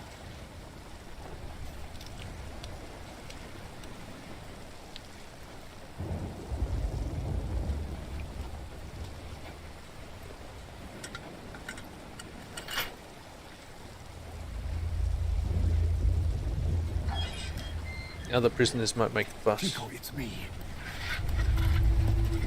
No! No! Go away! Go away! Get me out of here, please! Get off me! Get off! Chico, keep it down. Go away! What are you doing, Chico? Right over here. Hey, you gotta let me out. You let me out, go! Stay here. Get off me! Get off!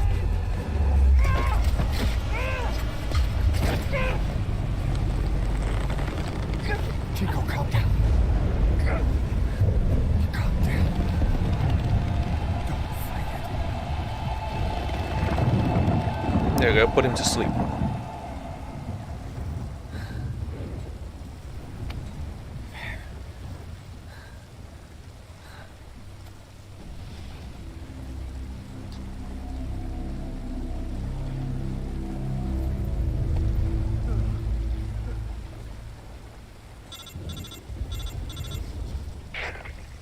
I got Chico. And Paz, Not here. are you sure? Pretty sure. Is Chico able to walk? Hold on. He's asleep. Is he capable? Not gonna happen. They bolted his You'll have to carry him Achilles. out then. Okay, boss, change your plans. Haul Chico over to the rendezvous point. We'll get Paz's whereabouts out of him once he's calmed down.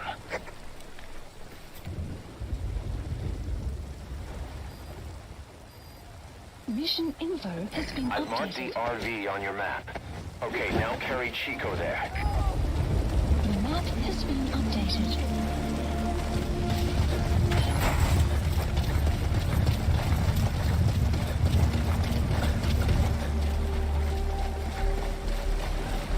Nope. There's nothing here.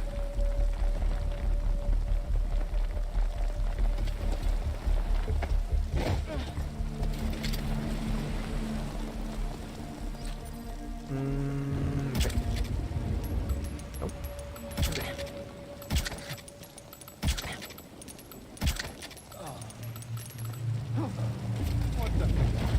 Man down!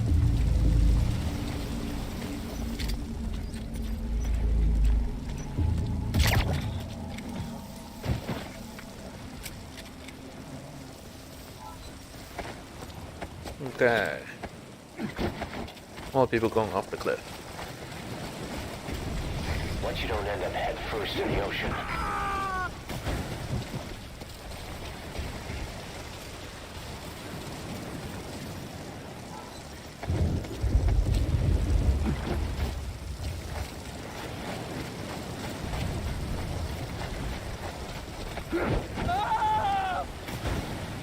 See, I'm all saving their lives. Hey, Chico. Remain calm. Anything I should take out beforehand? Landing zone. Landing zone.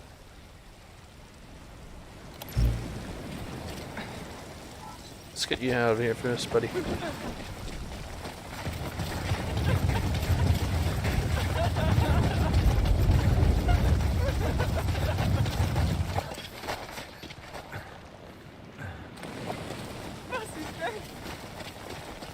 The RV's just a little further. He killed him!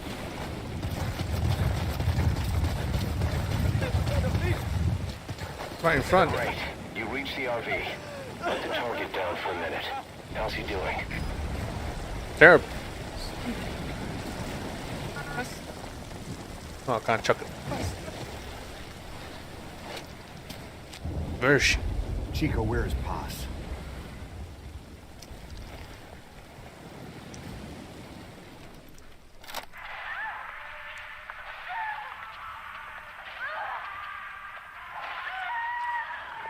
She's dead. When was this recorded? She's dead.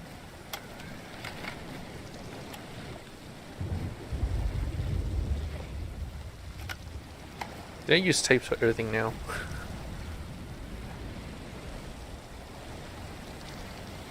I'll find out. Okay, now use your iDroid to call the chopper for pickup. Should I do it or should I take out everyone? I think I should take out everyone. Be a moment, Chico. Sit in the rain for a bit. Chico's tape probably contains some clues to where they're keeping Paz. Select it on your iDroid to listen to it. Okay. Select it on the iDroid.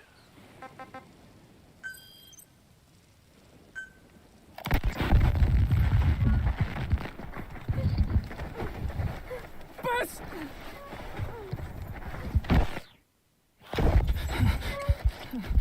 On your feet.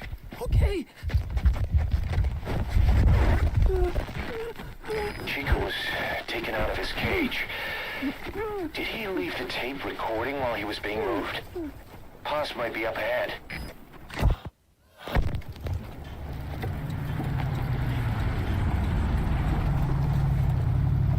I hear vehicles. And a flag. Helicopter. Must be near the heliport.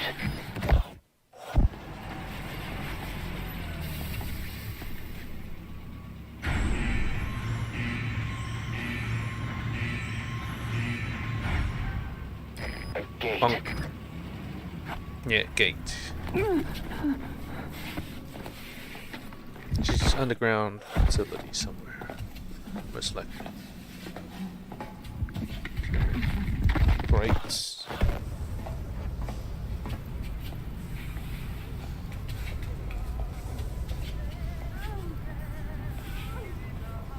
Someone's radio. Cypher.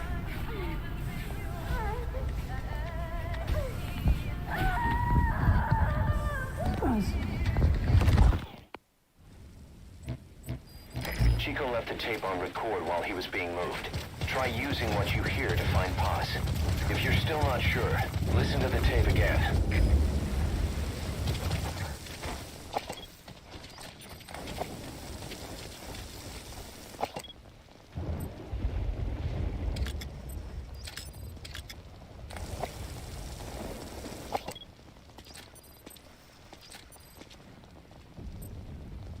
This is the truck.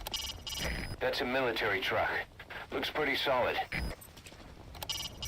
Those are U.S. Marines on watch, not the type to go easy on intruders.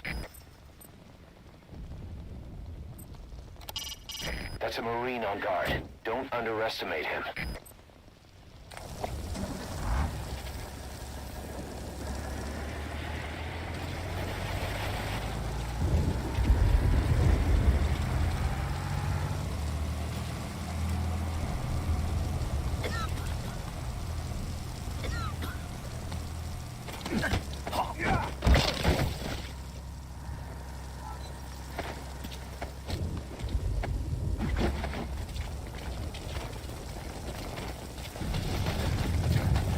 Down the cliff will you go. Rosario is just the easiest way. Well, I hit the rock on the way down, but that should be fine. Flag. There's the truck.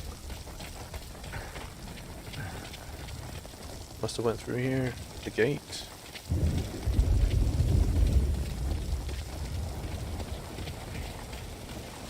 Definitely went through here.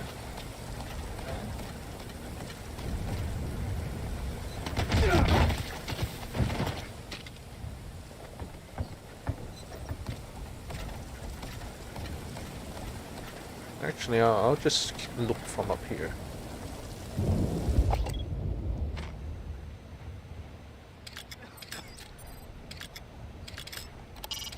That's an AA gun. They're just as serious about their air defenses. The Stars and Stripes. Not a popular sight in Cuba.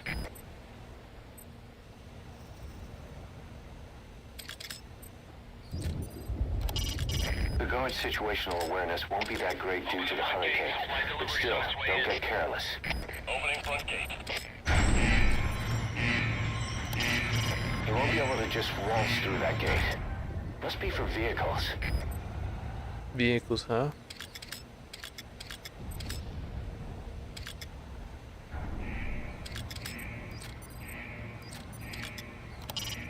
You should try listening in on those soldiers.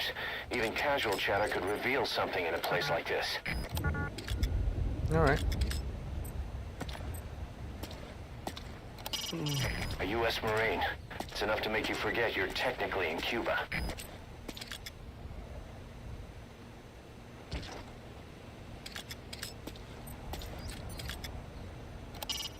Maybe Chico's tape can tell you something.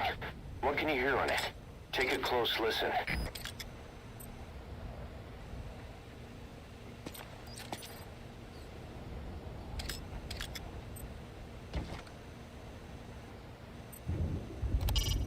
That's the refugee camp.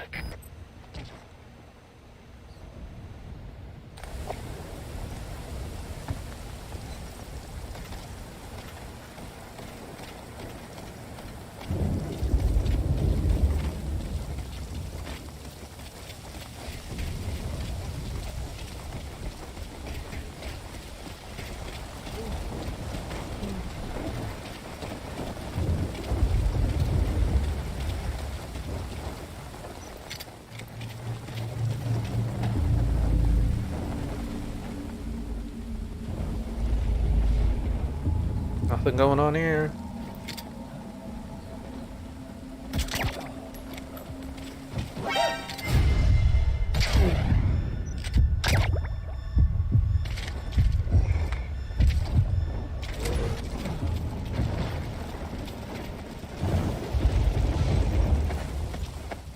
get you out of this.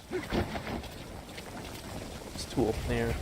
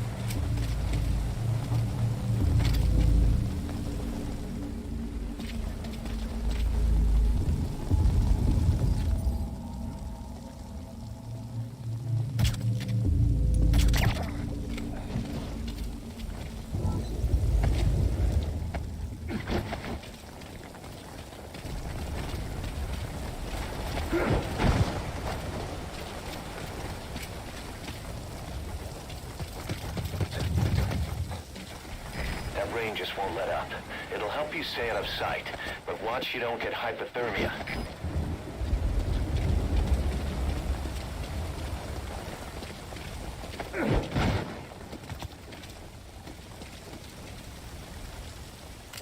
I think he might wake up, so. Longest range headshot. I don't know about the dash dash dash and the ZZZ, so I'm afraid you're gonna have to die, buddy. Just in case you might wake up.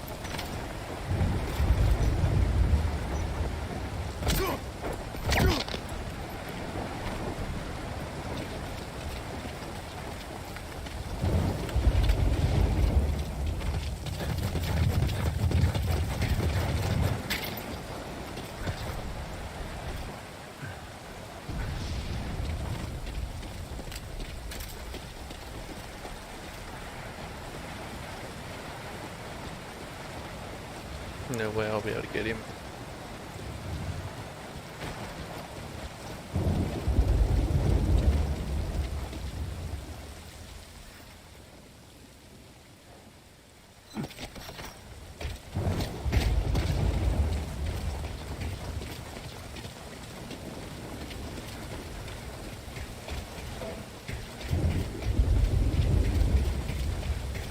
Not that son, he should be able to hear me. Freaking idiot.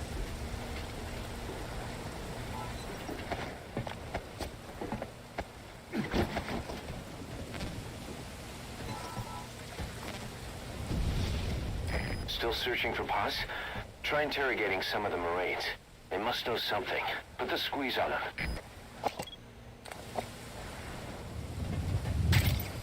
Interrogate. How do I interrogate him?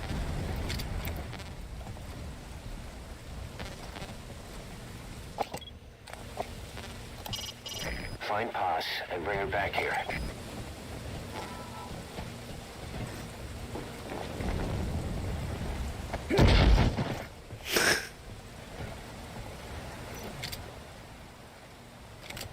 I'm sorry.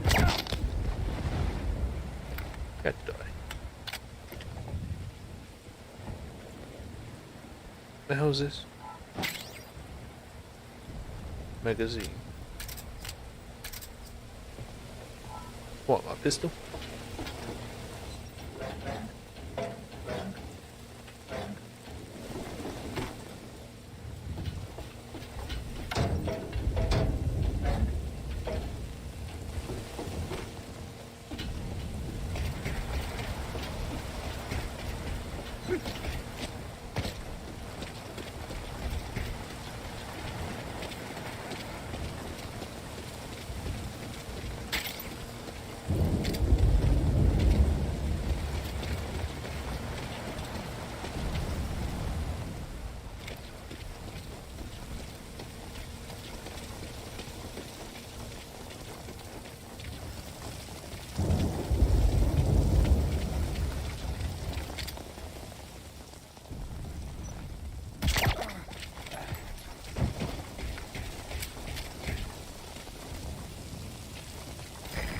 was coming down just as hard the day we met Paz. I only want peace for my country. I can't believe we ever bought that cover story.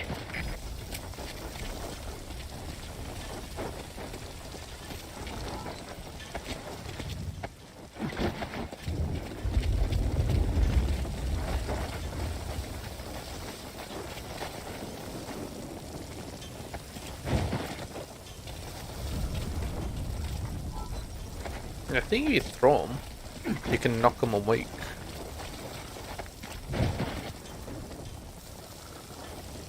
So you just lay down there and sleep. See if I can get this guy on the watchtower.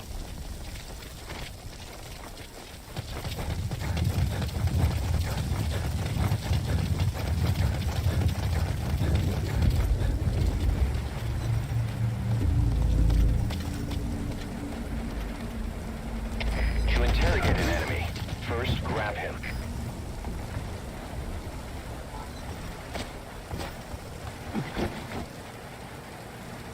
Probably not this way, right?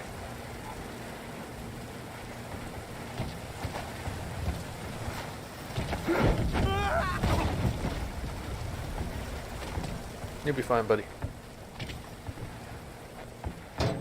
Gotta do more fox stuff. Yeah.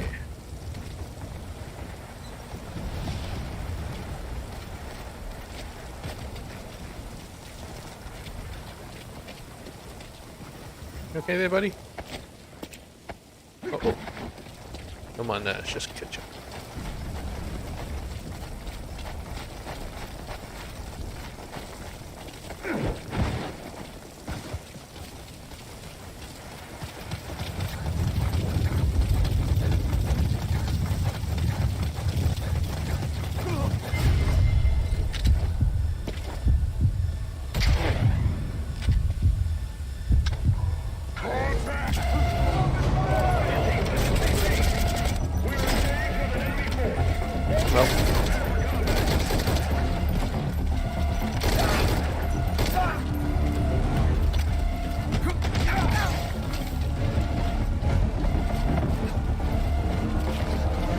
I just keep trying to sprint.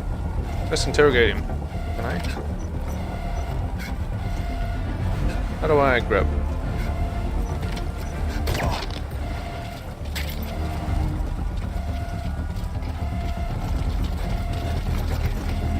This is going bad. But no matter.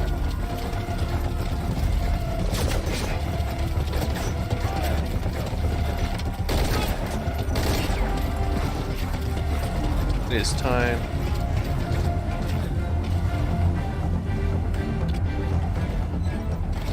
Denying this.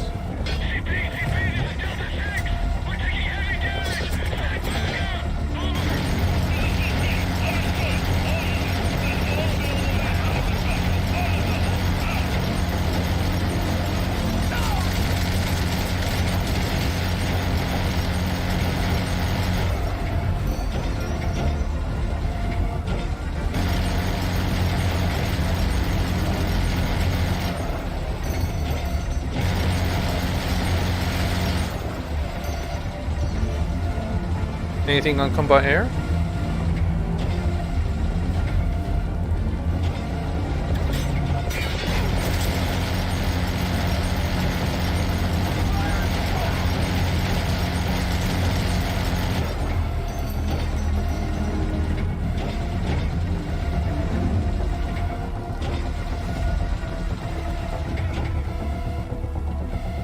Things are hella hard to control. Get the hell out of here.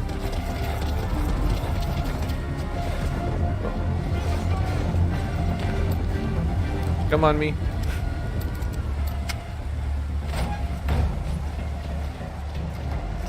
How's this? CP, this is Delta 9. Lost eyes on enemy. Checking last point of contact. Over. This is CP. Understood. Investigate the area, but stay alert. Out. Smoke grenade. Places hand grenade.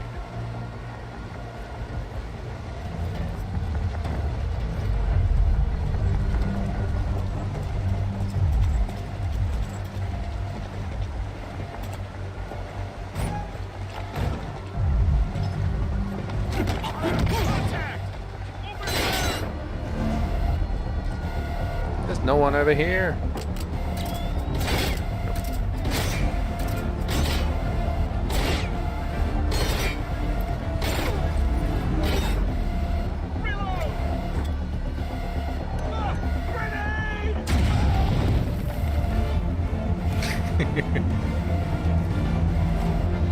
Let's go on escape.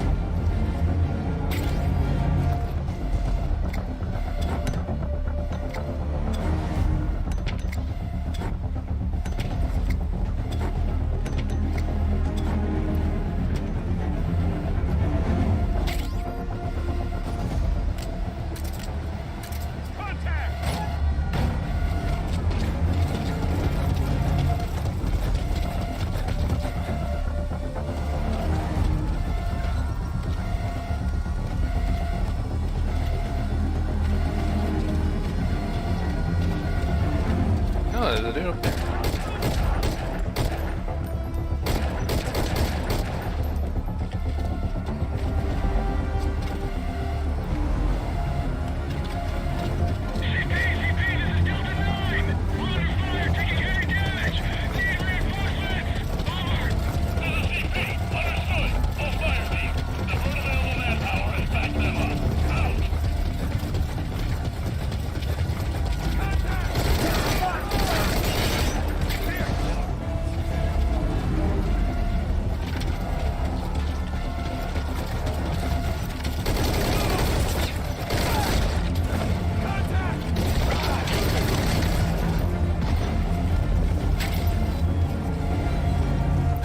I can heal myself.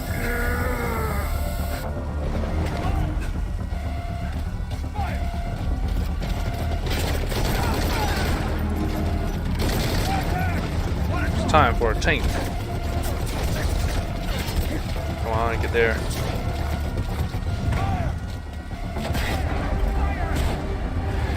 can fire this weapon too. Check the pause screen for details. We're taking heavy damage! Step back!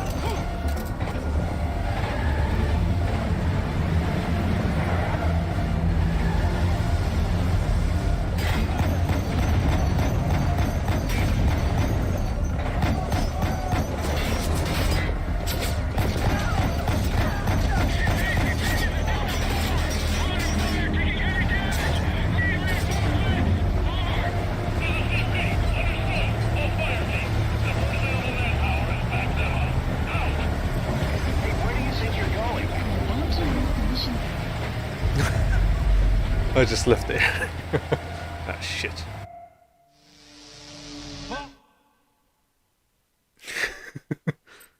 I forgot what I was doing. I left the place. It doesn't matter. Where's he gonna put me? That's the most important. Oh, before I was found.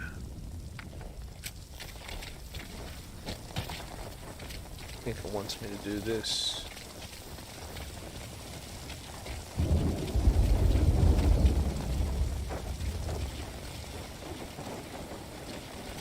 Okay, I guess I'll take it.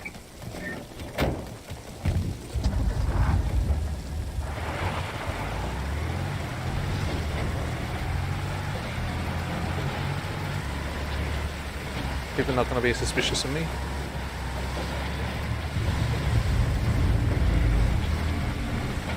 The surveillance camera.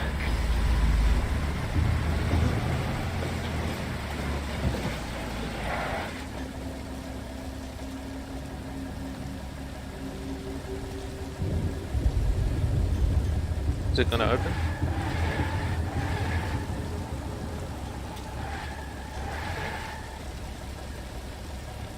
How's this thing open?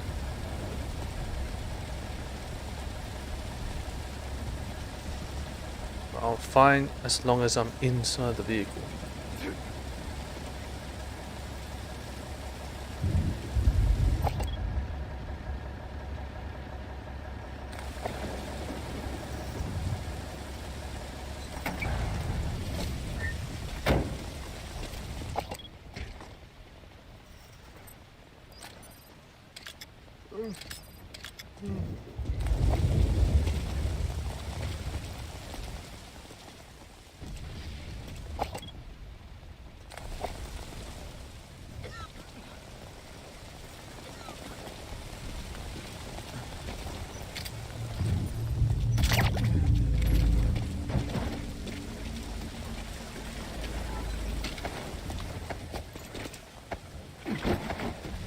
Do-do-do-do-do.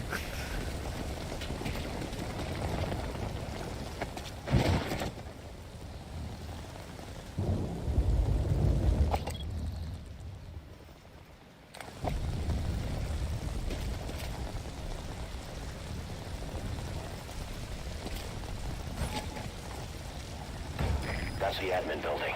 Watch your corners. Maybe I'll get used to this in time. It's a rat. Look at that.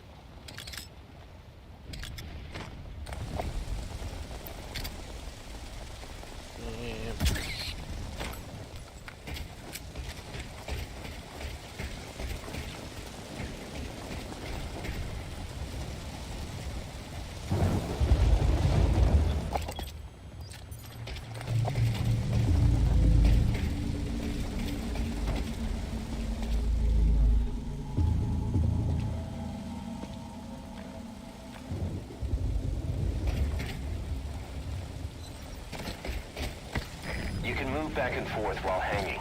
You can also climb back up or let go and drop. Just be sure of your surroundings before you do.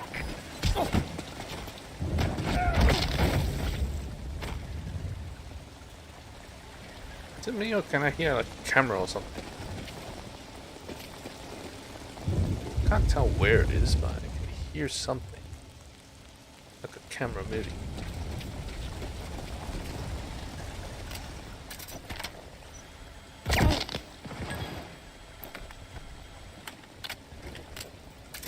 Range headshot.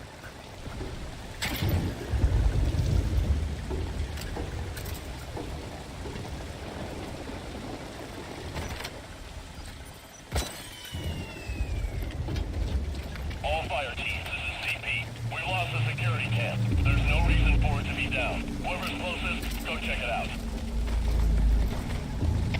CP, this is Zulu 1. We'll investigate immediately. Out.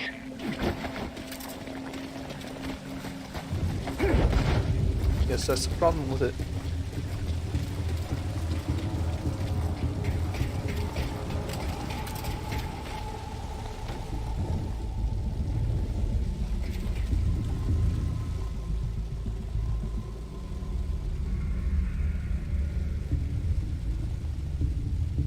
If they don't come from that direction.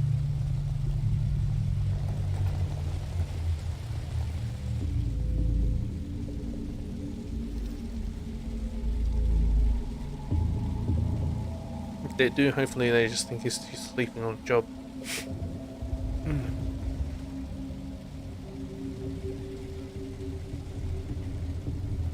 Anyway, that's enough waiting.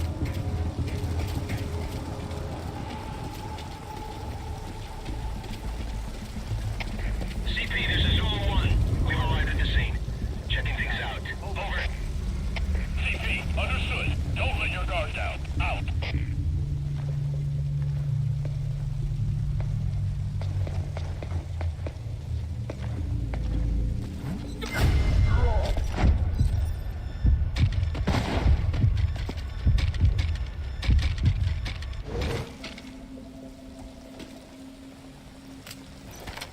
Can't risk you waking up.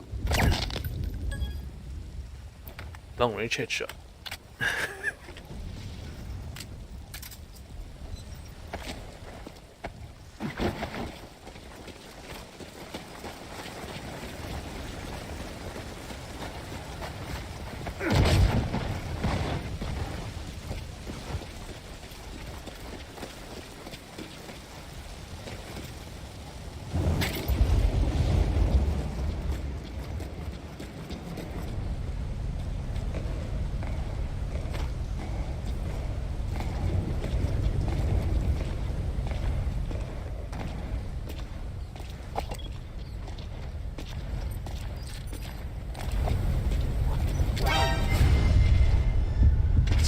detected.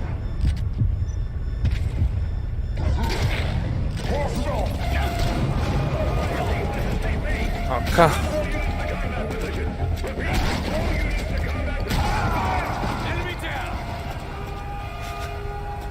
I don't know what I was hitting. I think I was hitting his butt. His friend's butt.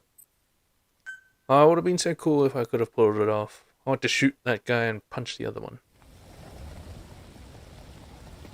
Oh, I'm over here. Oh, I'm over here.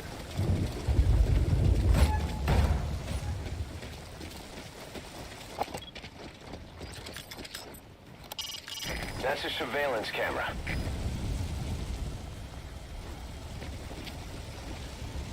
What?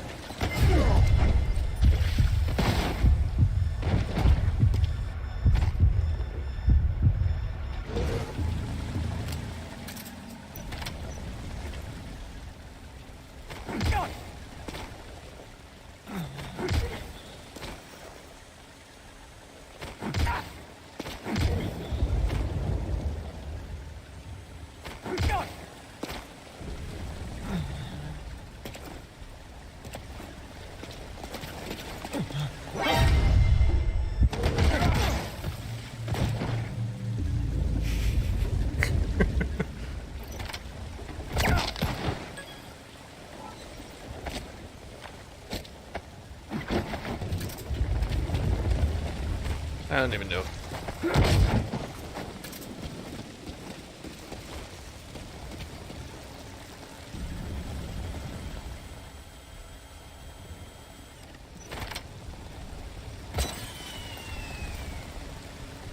All fire teams, this is CP.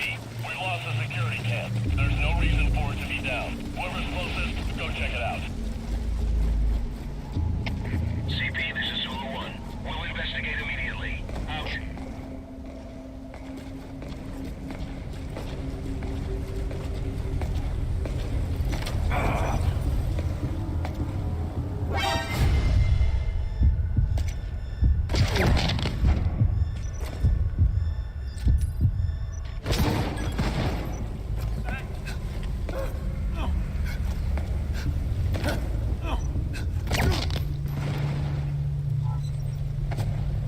Oh, they can surrender.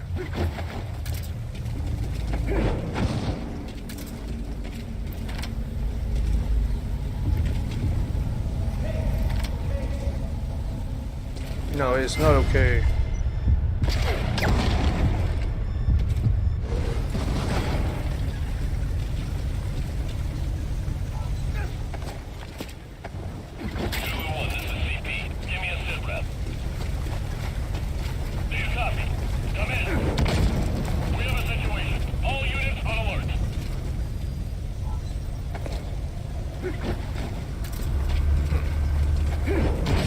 Maybe it's not a good idea to intercept him before he actually did it. What's this thing? Oh.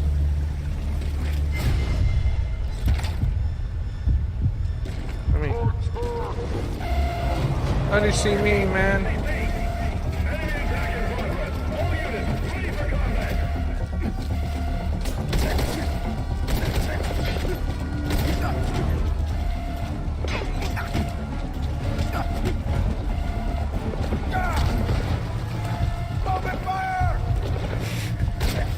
Come on.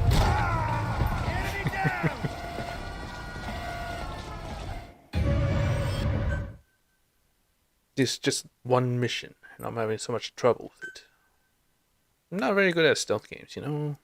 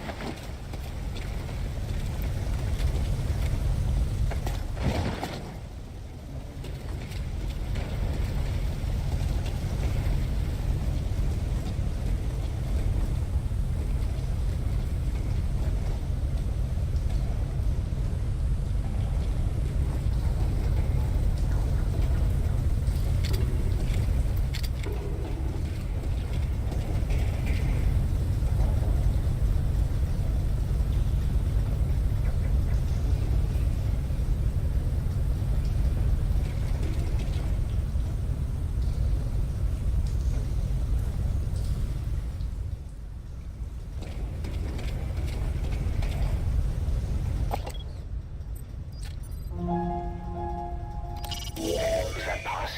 Can you get closer?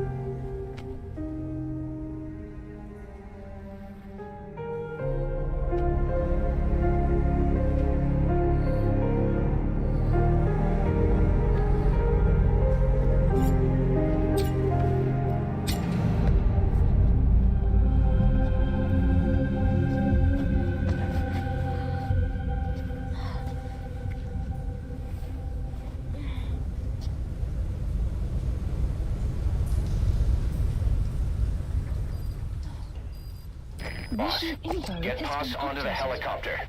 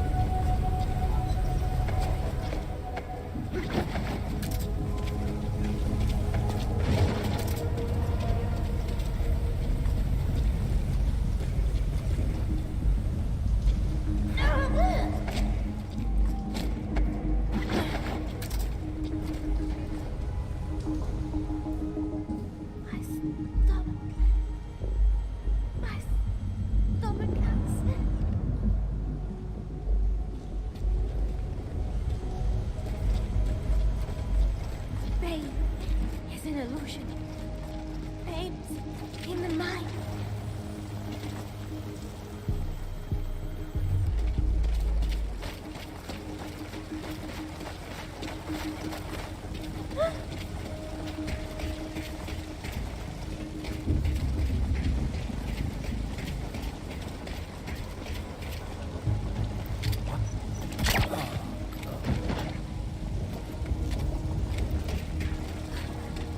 Stay away.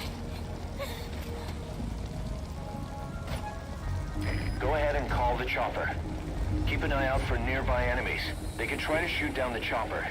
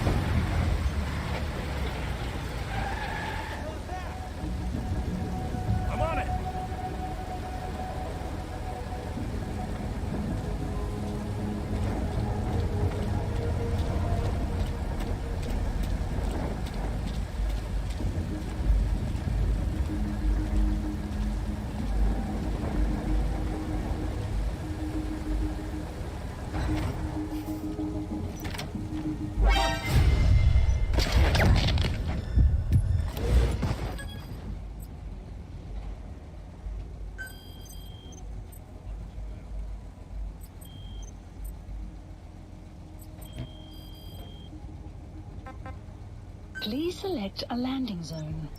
Landing zone confirmed. Boss, are you sure about this?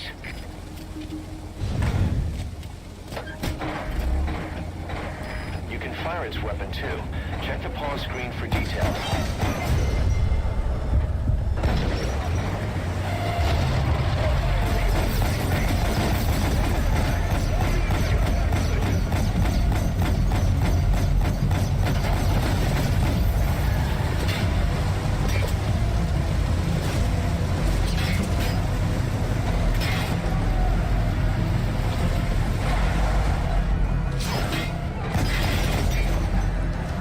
Anti-air emplacement confirmed destroyed.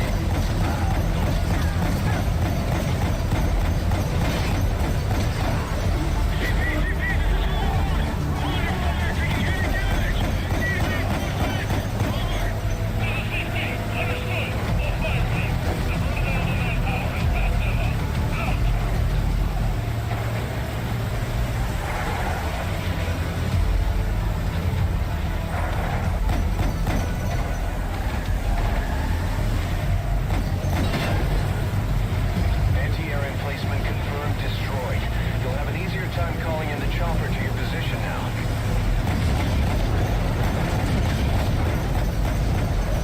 The officer is outside the mission area.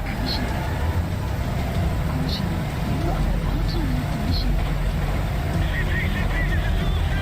We're taking heavy damage! Back up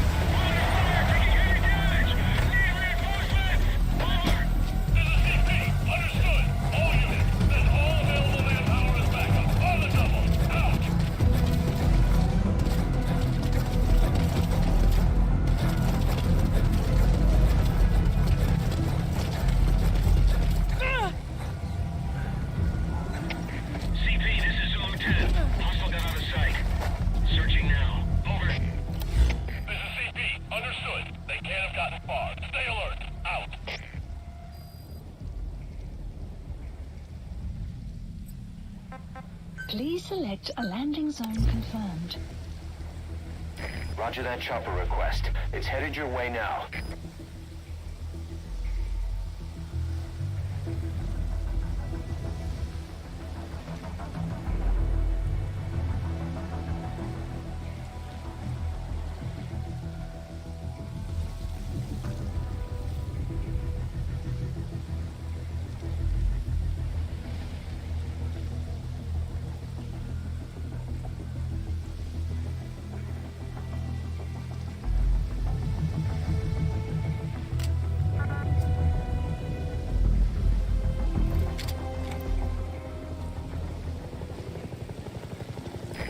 This is Morpho, arriving shortly at LZ.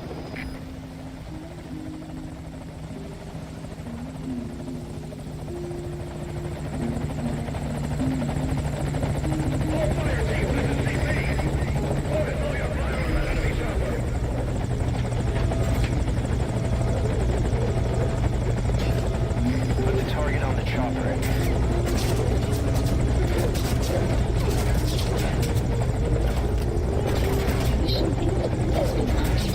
All right, get in. Time to go.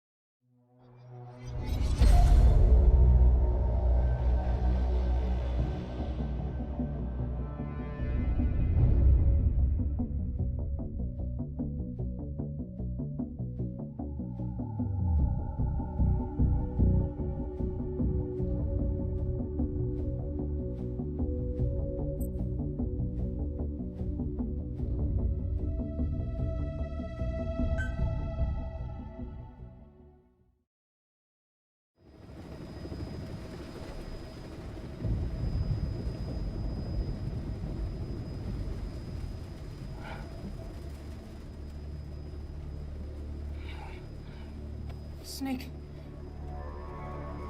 Snake! Medic!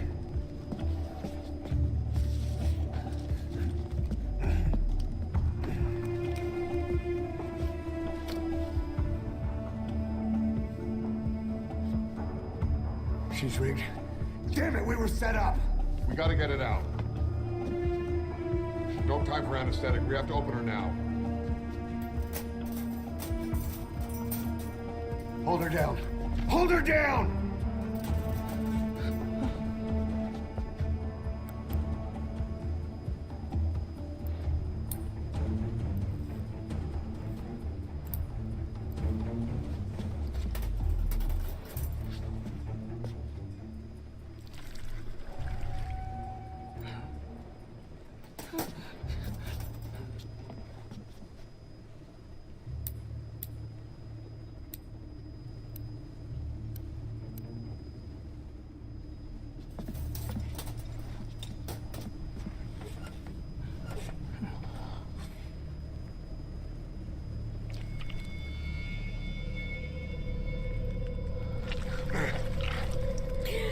Keep her gut in.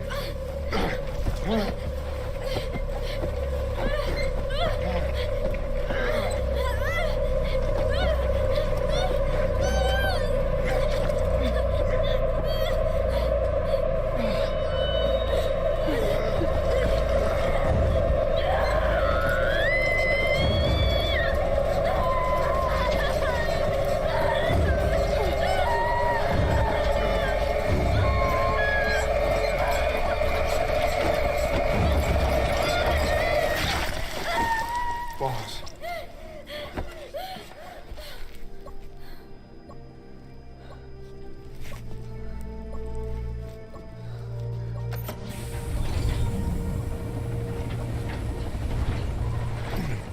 Breathing stable, no active bleeding.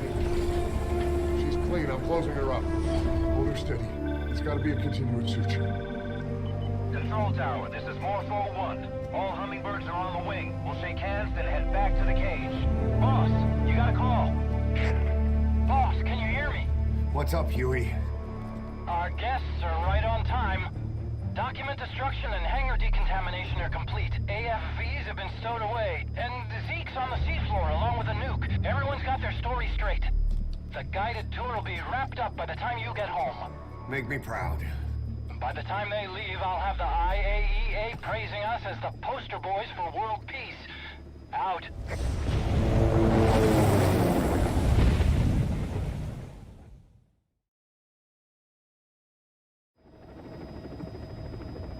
Tower, this is Morpho 1.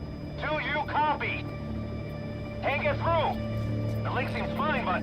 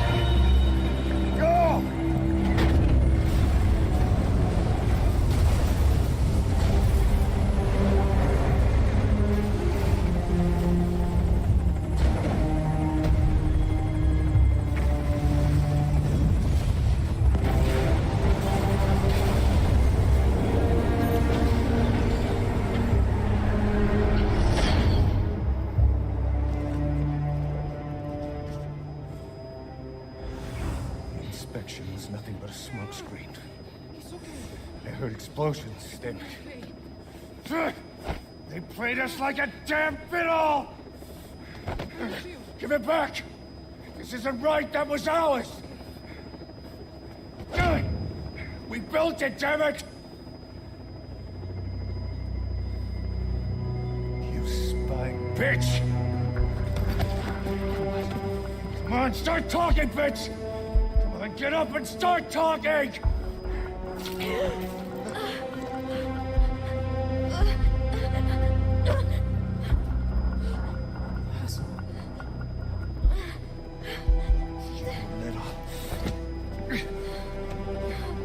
Bob, there's... It's all right, we got it out.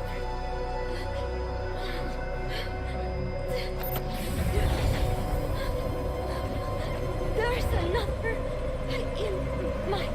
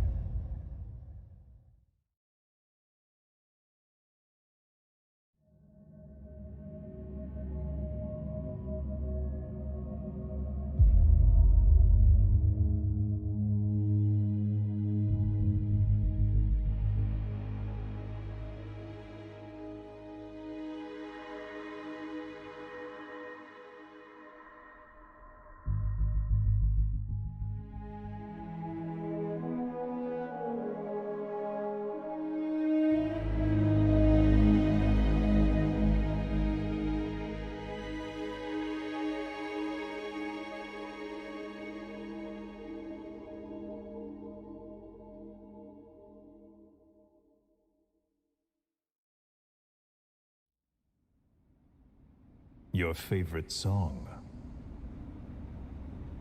Nicola, Bart, immigrants wrongly executed. But their deaths served as a message to others. That ours is a society that murders the innocent. Do you too believe your sacrifice will change the world?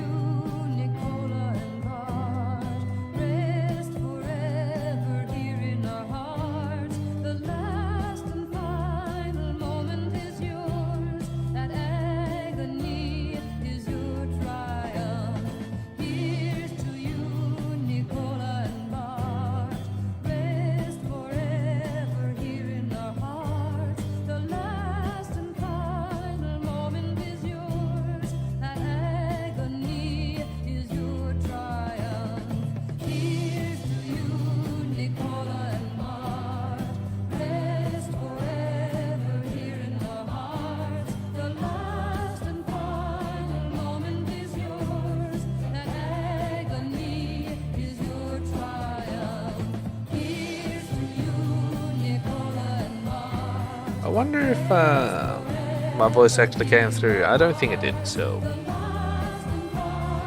Well, it's no matter anyway. Just a little taste of things to come. Wonder where it cut out.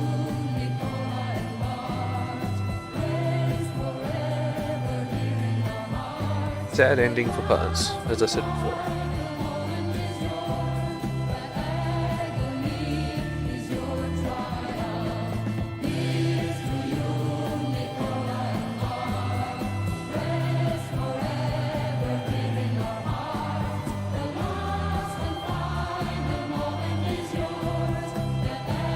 I might change the control scheme because that did not feel right.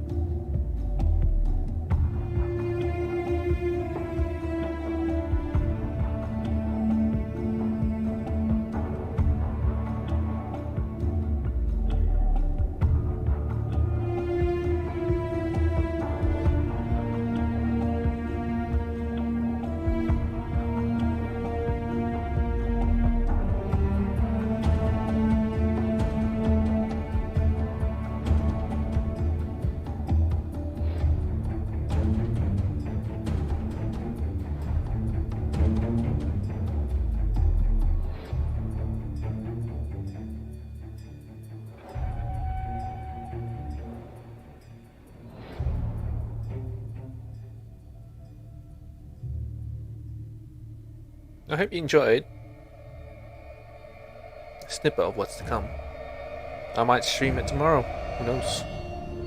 But we'll see if I can get another type of stream going, a co-op stream. I'll do those more than on my solo streams. I don't mind, but it's more fun to play with friends.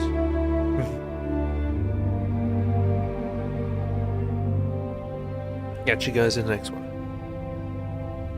Peace.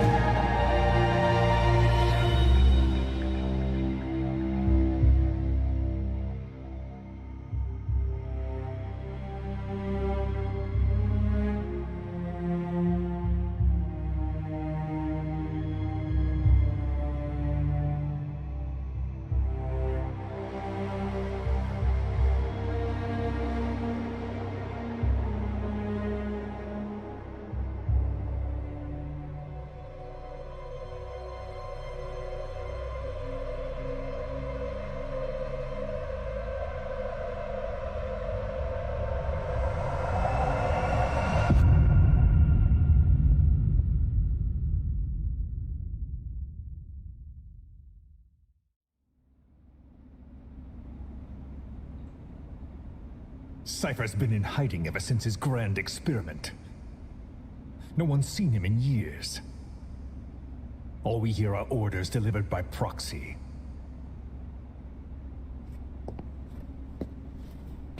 Except you. You met with him, face to face, in order to contact Big Boss.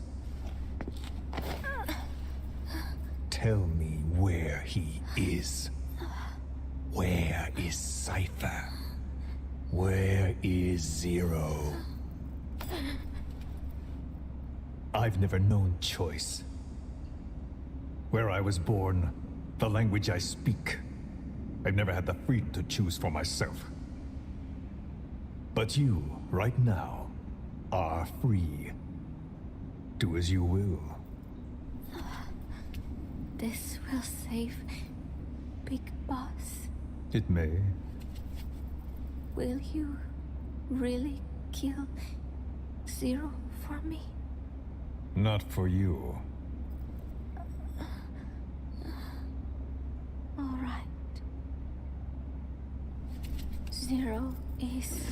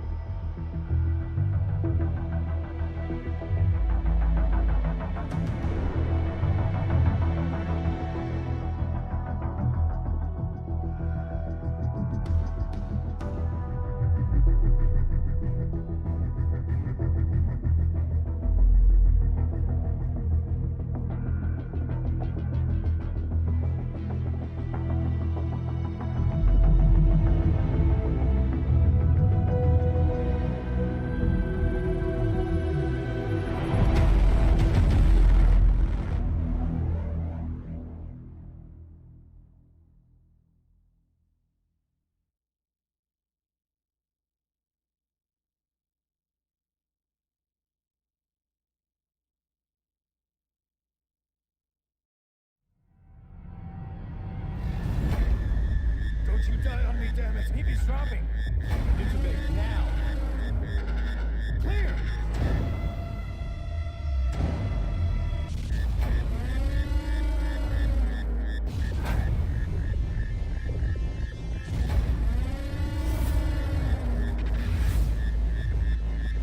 No response. Hit him again!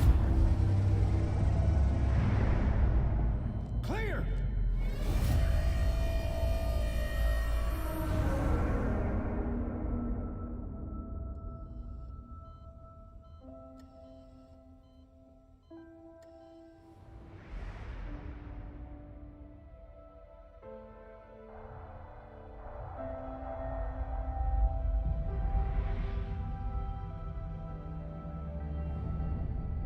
You've been in a coma for quite some time. Yes, I know. You would like to know how long. I'm afraid it's been 9 years. Why are we still here? Just to suffer.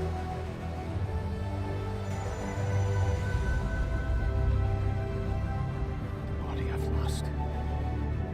The comrades I've lost. Won't stop hurting.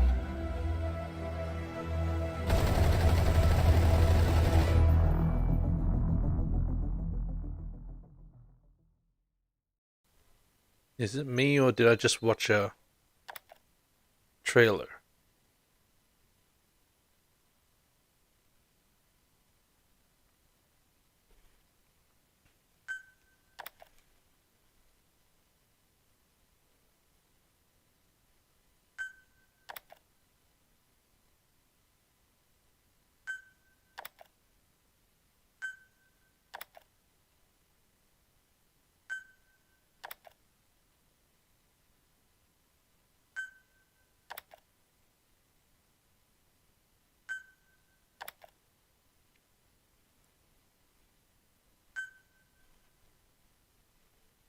I see. These are for replayability for Ground Zeroes, but I'm not playing it again. Onwards to the Phantom Pain. Oh, now it looks fucked up.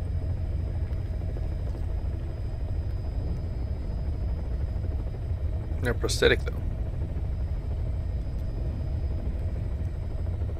Play records.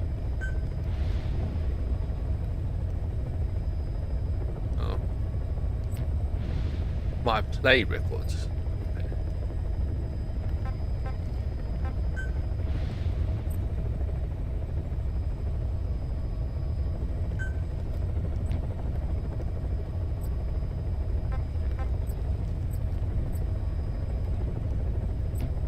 Nothing new. Well, I guess we're at the end. Talk to you guys later. Peace.